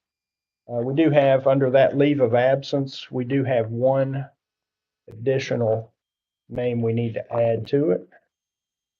And did you give me that paper? Thanks, guys. It's, you put me on the spot, it's right. Sorry. Selena Parker, thank you. Thank you. Yep. You all approved her at the first meeting in, January. Let me grab it off of this, but it's just a revision of the date. to the document.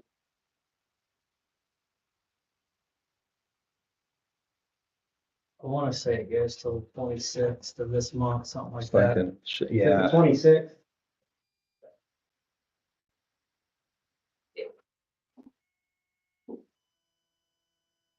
To the 26th of this month. She was, I can look up the original dates if you need to. So we have 3 listed for leave of absence with this addition. We have a resignation, retirement.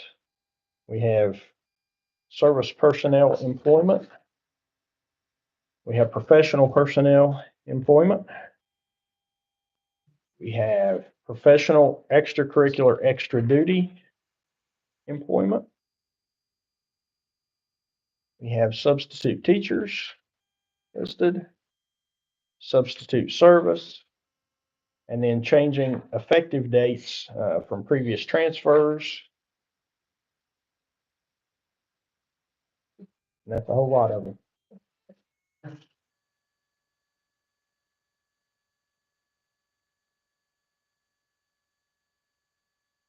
Make a motion that we accept the recommendations for personnel.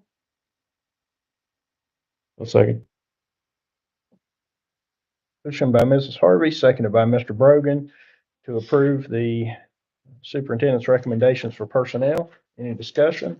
I just had a question about the duration, retro back to 12/9/23. Which one? Which one? I'm sorry, on Karen Sears. We didn't get the, leave request until after the new year, in the last 2 weeks. Okay.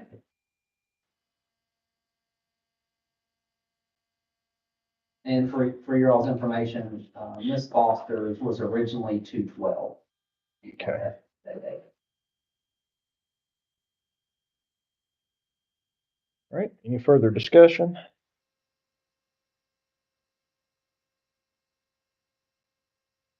All in favor, please say aye. Aye. Opposed? Abstaining? Let the minutes reflect by a 5-0 vote that the superintendent's recommendations for personnel have been approved. Item 12, superintendent report. You wanna yield to, Sandra to give you a quick update. You should have some paperwork towards the back. It should look like this. Yeah, the very last 2 pages. And at the last meeting, Mr. Brogan asked for an update. I know we got a little bit to it earlier when he asked that question, but this is more up your alley so you can see it. It's print. I'm just, go ahead. So I'm going to break up the budget a little bit so that it's more understandable and not so much all at once. So today I'm just gonna focus on the ARP period, or the ARP amount and where we're at, and then the next meeting I'll do the county level and just kind of break it up so that it's more understandable. So that it's not so much information. The first page is just a report that's off of Levis, and it, at the bottom I have wrote like kind of where we're at. And the last number at the bottom is the 1.18 million. That's what we have not officially tied to anything.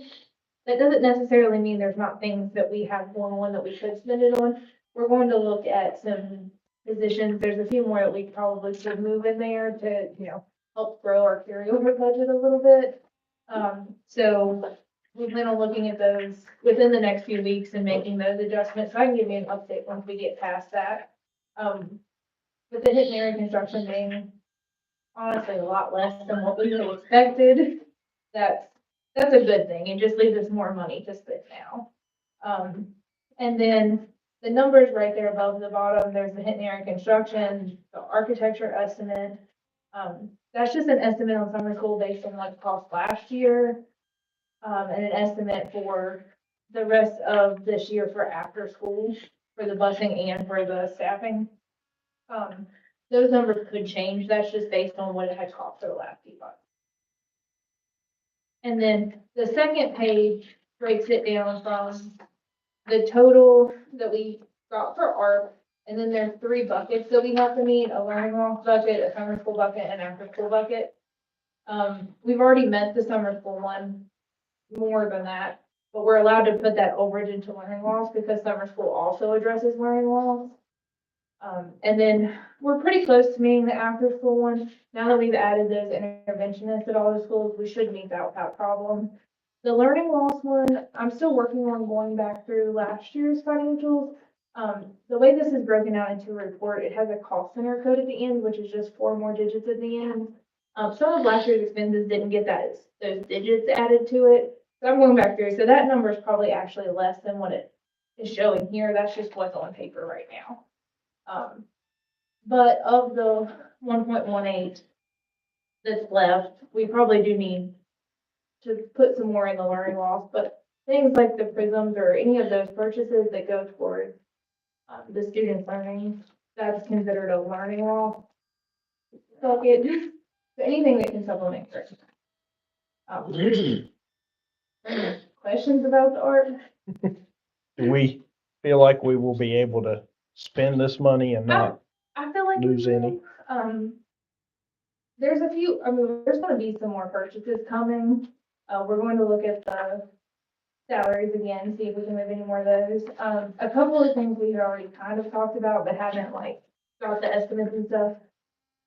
The current office area at the high school, that carpet in there, so it's going to be used a little bit differently next year, and because more students are going to be in that area, that will probably be an acceptable art expense to replace that carpet with tile, because that's a germ environment. So we'll have to get quotes on that, and honestly don't have a clue how much it will cost to replace carpet. That's not in my wheelhouse.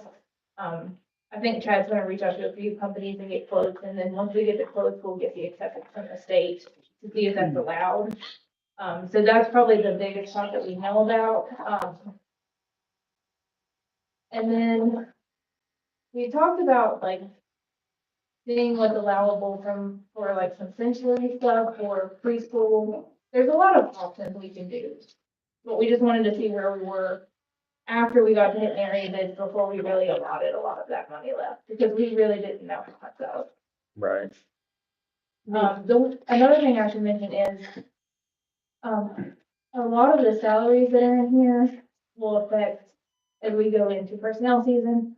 However, we're not as bad as like it looks like we are on paper. A lot of this we are able to move back into our state aid formula, but we will be over on our state aid formula on the service side. Most counties are, that's acceptable. It just comes out of your county cost. Part of that is where we now have to have aides in the 2nd grade. Like, we do get a little bit extra money for, or we do get a little extra allotment for that, but with the way it's all split up here, we don't get enough to cover this actual position. So we're a little bit over in kindergarten, we're a little bit over in first, now we're a little bit over in second, next year we'll be a little bit over in third. that just adds to that being over formula a little bit on the service side. On the professional side, we should be really close to netting zero, like being equal with state aid there. So that looks pretty good. Of course, none of those decisions are final yet. We haven't done personnel season yet. That's just a preliminary estimate to let you guys know it's not. I mean, there are some cuts coming, but it's not as terrible as we thought it would be. Any specific questions on the art money? Just wanted a general rundown of where we stood, and now I have that. Thank you. So with the HAE construction bid, Mhm. how much of that is contingency built in? Well, we had 700,000 budgeted for it because the Talking Gym took up so much. So we're doing pretty good on the contingency. If you take that 21 from the 700, we're doing pretty good with low over $100,000. But that's not been taken into account It has not. in what Cassandra presented. so- It has not. The bid that's there is just the bid for the work that was on paper. There's, Right. We're just giving you hard data that we know exactly right now, because that's what was asked to get how far we are. Now encumbered versus what we've actually spent. Yeah, it's two different things. Thank you. Any other questions? I don't need to really go over parking lot because you already got that information, but I want to go over, our website. Maybe you ask some questions about it. Since the board has approved to go forward with a levy, we've been able, last 2 weeks, work on our website.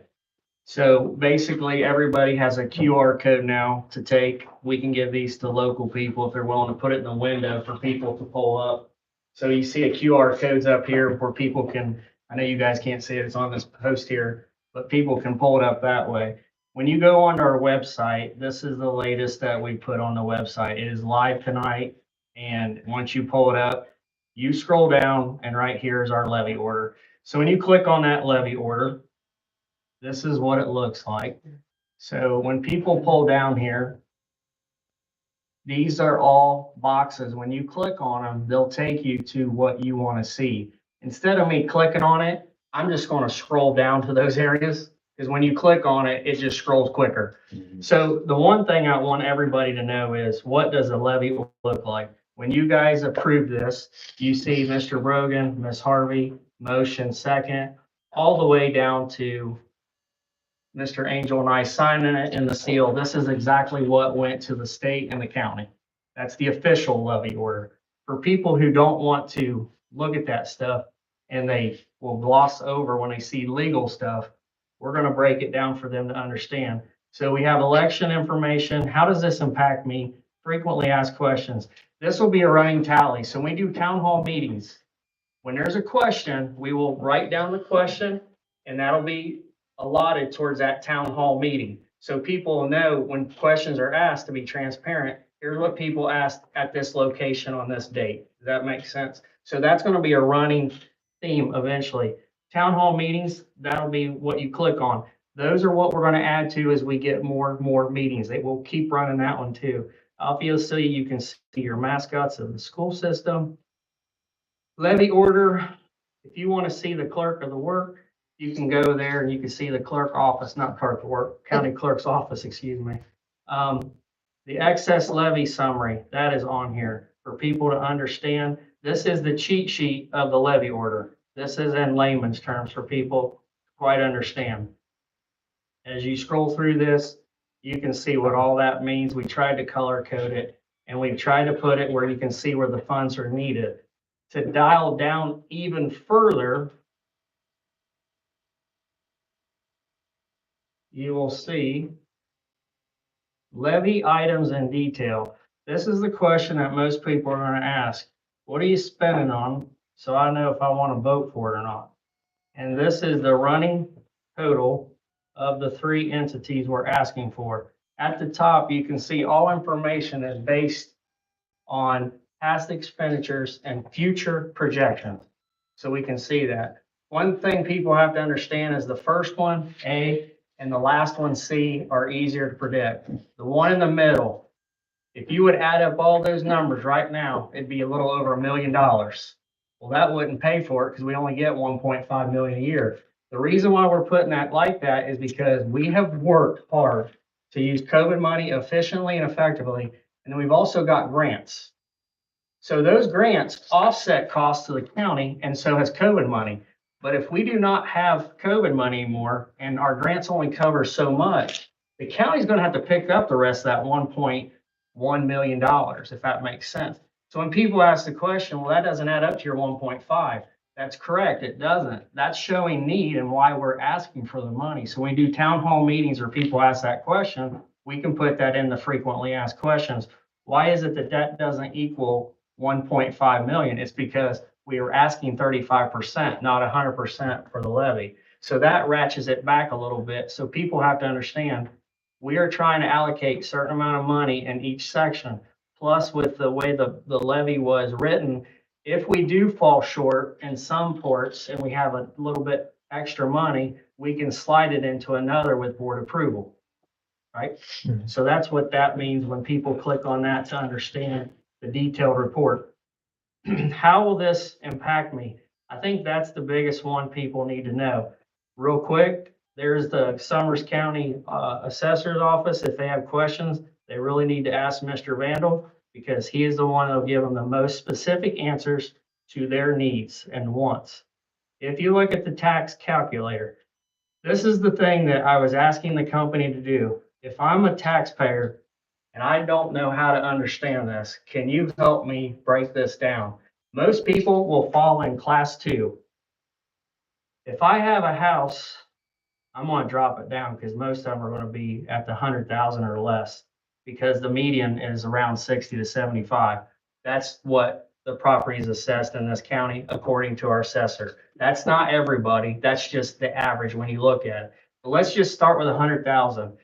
If I have on my tax ticket, my net assessed value is 100,000. I'm not saying your house is worth 100,000. It could be worth a lot more than that, but it's at 60% value. If your tax ticket says this is your net and it's on there, it'll tell you what class you're in.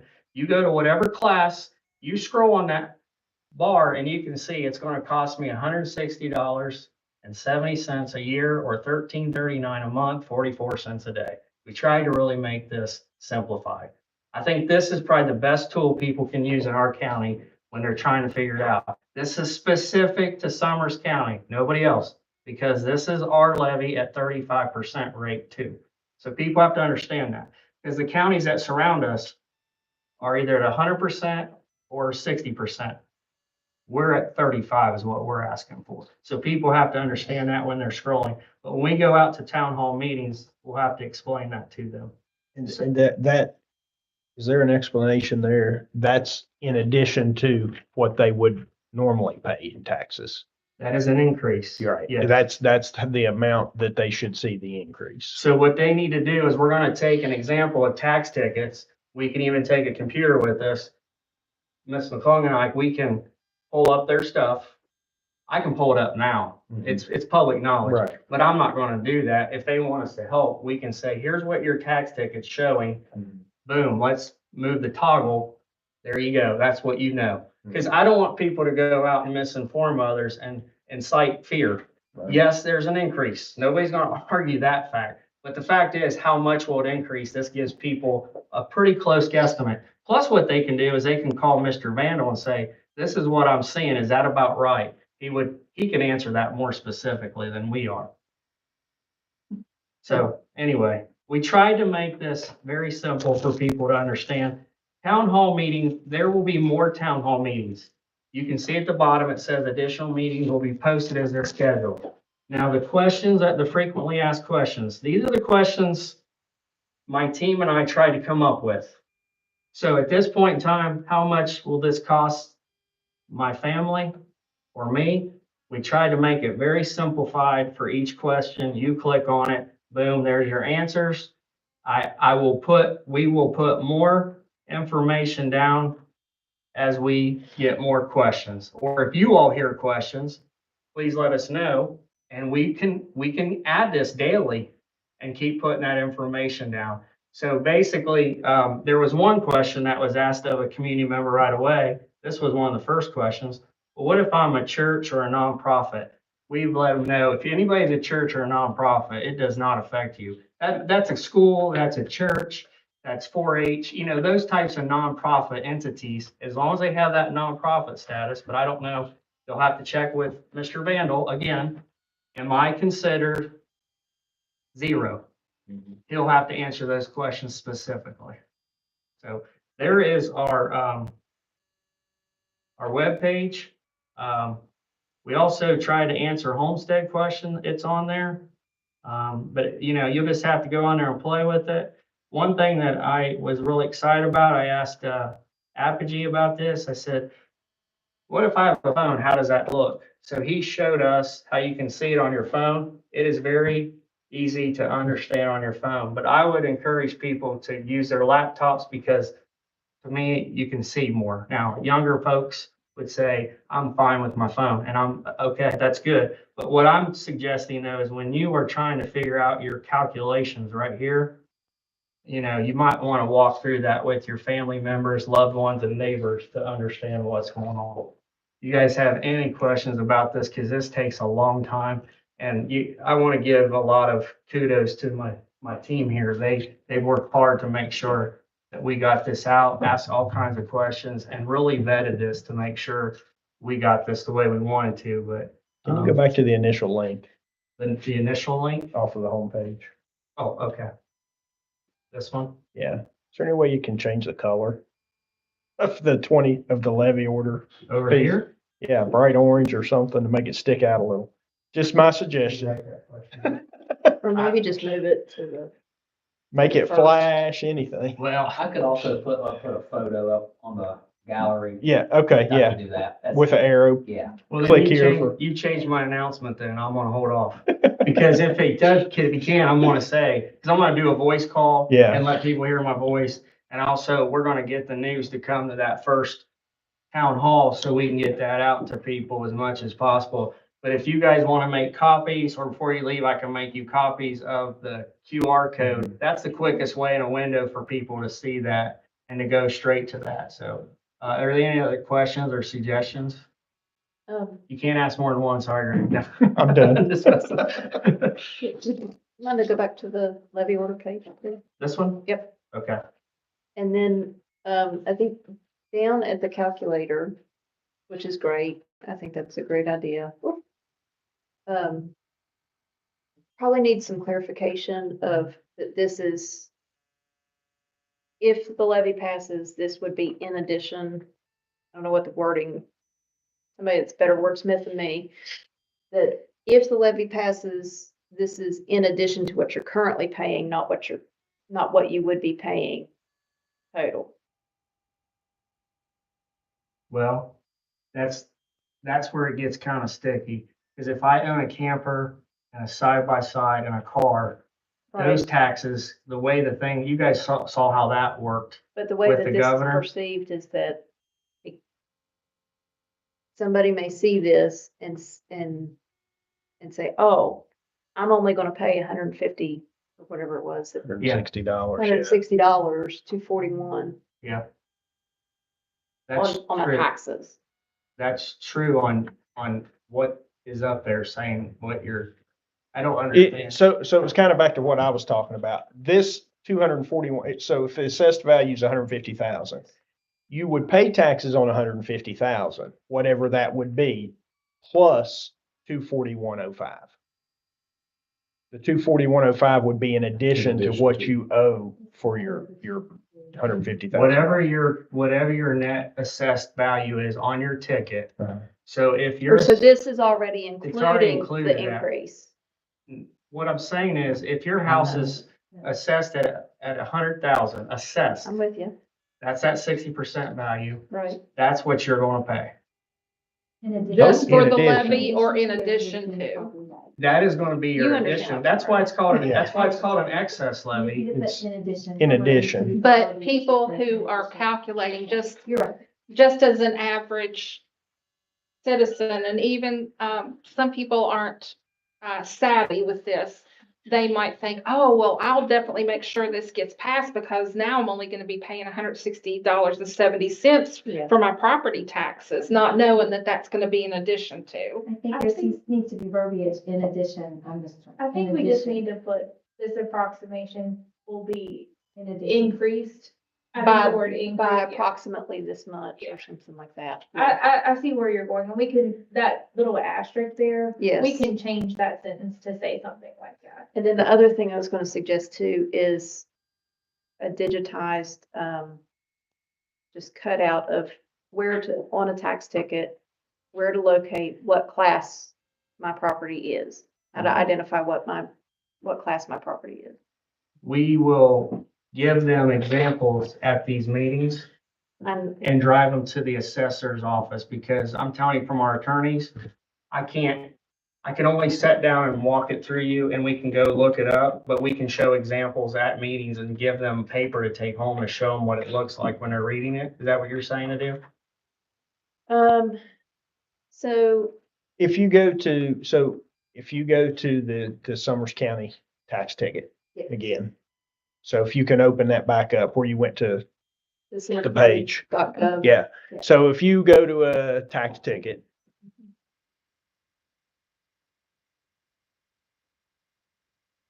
And it Where it actually, is on here. that's on the sheriff's page. Sheriff of Summers County is where the tax ticket is, not on the assessor page. Just scroll up to the top. Would adding one of the FAQs at the top, say That- where to find this? That would be That- fine. That Yeah, might be something better. like that would be That's fine probably too. Because the Yeah. attorneys are telling us if we get too much into the weeds with that, that's the school systems. I'm not trying to get in the weeds. I'm just trying Right. to help direct. If we make that one of the top FAQs. We can do It that just- as an I FAQ. think If you that could get a tax ticket and you could just crop out one section of it, enough that people could tell, hey, this is what I'm looking at, and a red circle with what class your property is, and this is where I you think we look to could see. easily do that. Well, what we want to do is give them side by side stuff, like if I'm a homestead, how does that get deducted? If I'm a traditional, what does that look Right. like? But we also want to throw in there's that piece out there for what you actually own, like toys. Or extra equipment like an RV, side by side car, because that is going to be added into that too. Not through us, that's the part that is in addition to our addition. Right. I can't remember, does a tax ticket have line item numbers like on your taxes? I can't remember, would it say like, look on line item have to look. 3? It puts for what your class. class is, it But- does tell you your class, and it tells you, but if you own, let's say you own multiple properties, Right, then you would have, each property might be a different class. So you well, have to mine be careful comes on one that. separate, each one of my properties have a separate tax ticket, so. Well, and no, really, there's nobody, the one thing we have to put down legally is this one, class one. Nobody has that in this state anymore. So that is really, but legally, we have to put it out there because it's still out there with the books. Is that example the one where you? Mhm. Yeah, that's one we want to take to our meeting so people can see that and highlight it. So there's really no way to lead them to it without showing it to them because there's not a line item or a. No, I that's couldn't why we remember want, from that's why looking we at want ours. to highlight that so they can see that, because you can't say, go to that line. Right, It makes it difficult. right, thank you. You're welcome. I thought it'd be easier for you to see. Yeah, than it I would be just, to try I to couldn't explain remember that. where it said it on mine. Okay, so we got those two suggestions, 3 suggestions. Anything else? I think that's great, and I Yeah. appreciate all of your all's hard work on that. Thank you. It is really nicely done. We can add a link to the sheriff's office too, so that they can actually get to there from here. Yeah. Anything else with that? Okay, and then I was able to, with our, school boards conference, we all attended this last Friday and Saturday. I was able to talk to, that Sonia with the Leader in Me.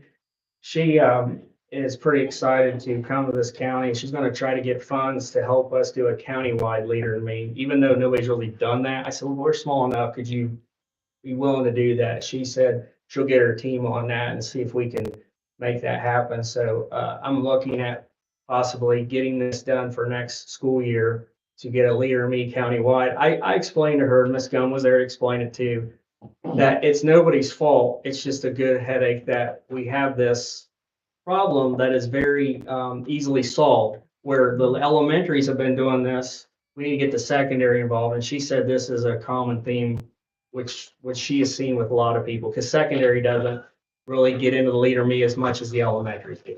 So basically, you can hand the baton over to the secondary to do this Leader in Me, because kids are saying they like this.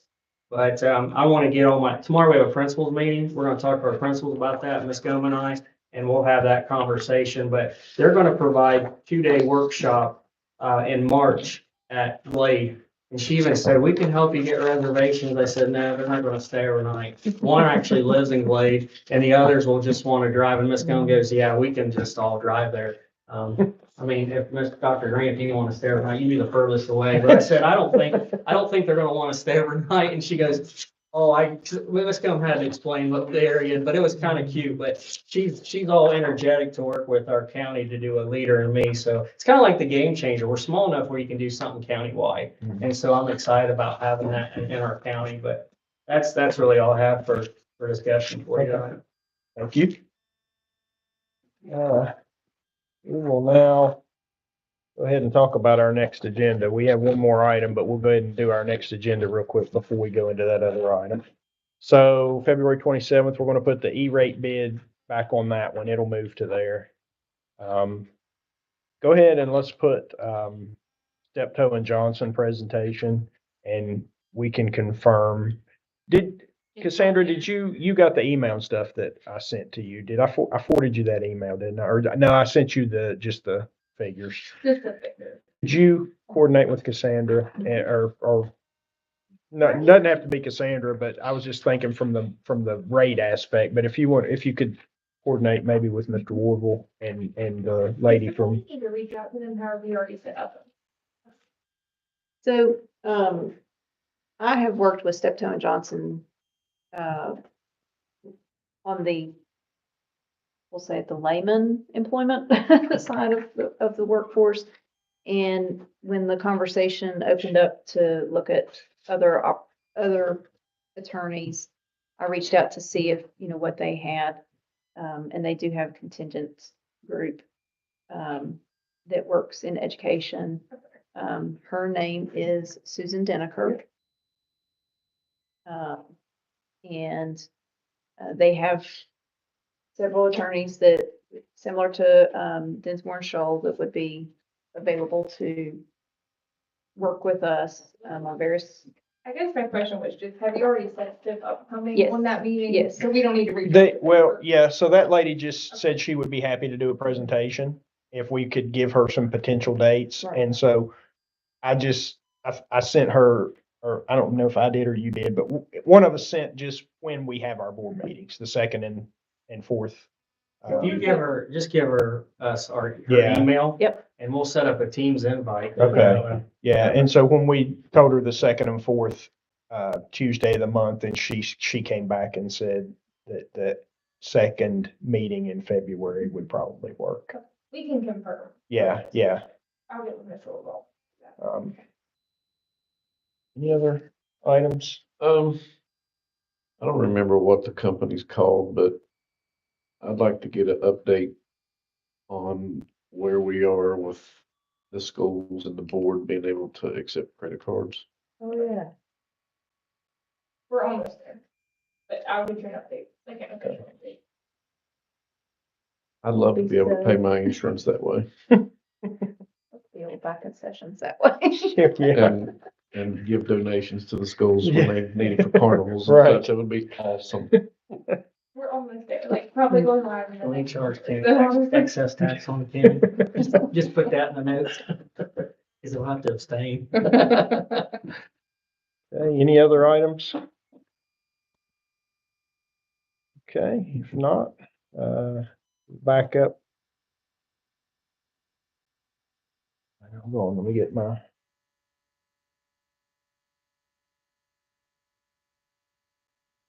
Yeah. All right, so let's back up to item 4. This is the employee disciplinary hearing, and I'll make a motion according to West Virginia Code 6-9A-4, paragraph 2, personnel, that we go into executive session. The time is 7:10. Second. Seconded by Mr. McBride. Any discussion? All in favor, please say aye. Aye. Opposed, abstaining. Again, the time is 7:10. We will go into executive session. Do you mind if I bring in Ms. Jones and Mr. Ken Yeah. since they dealt with one? And this is the last agenda.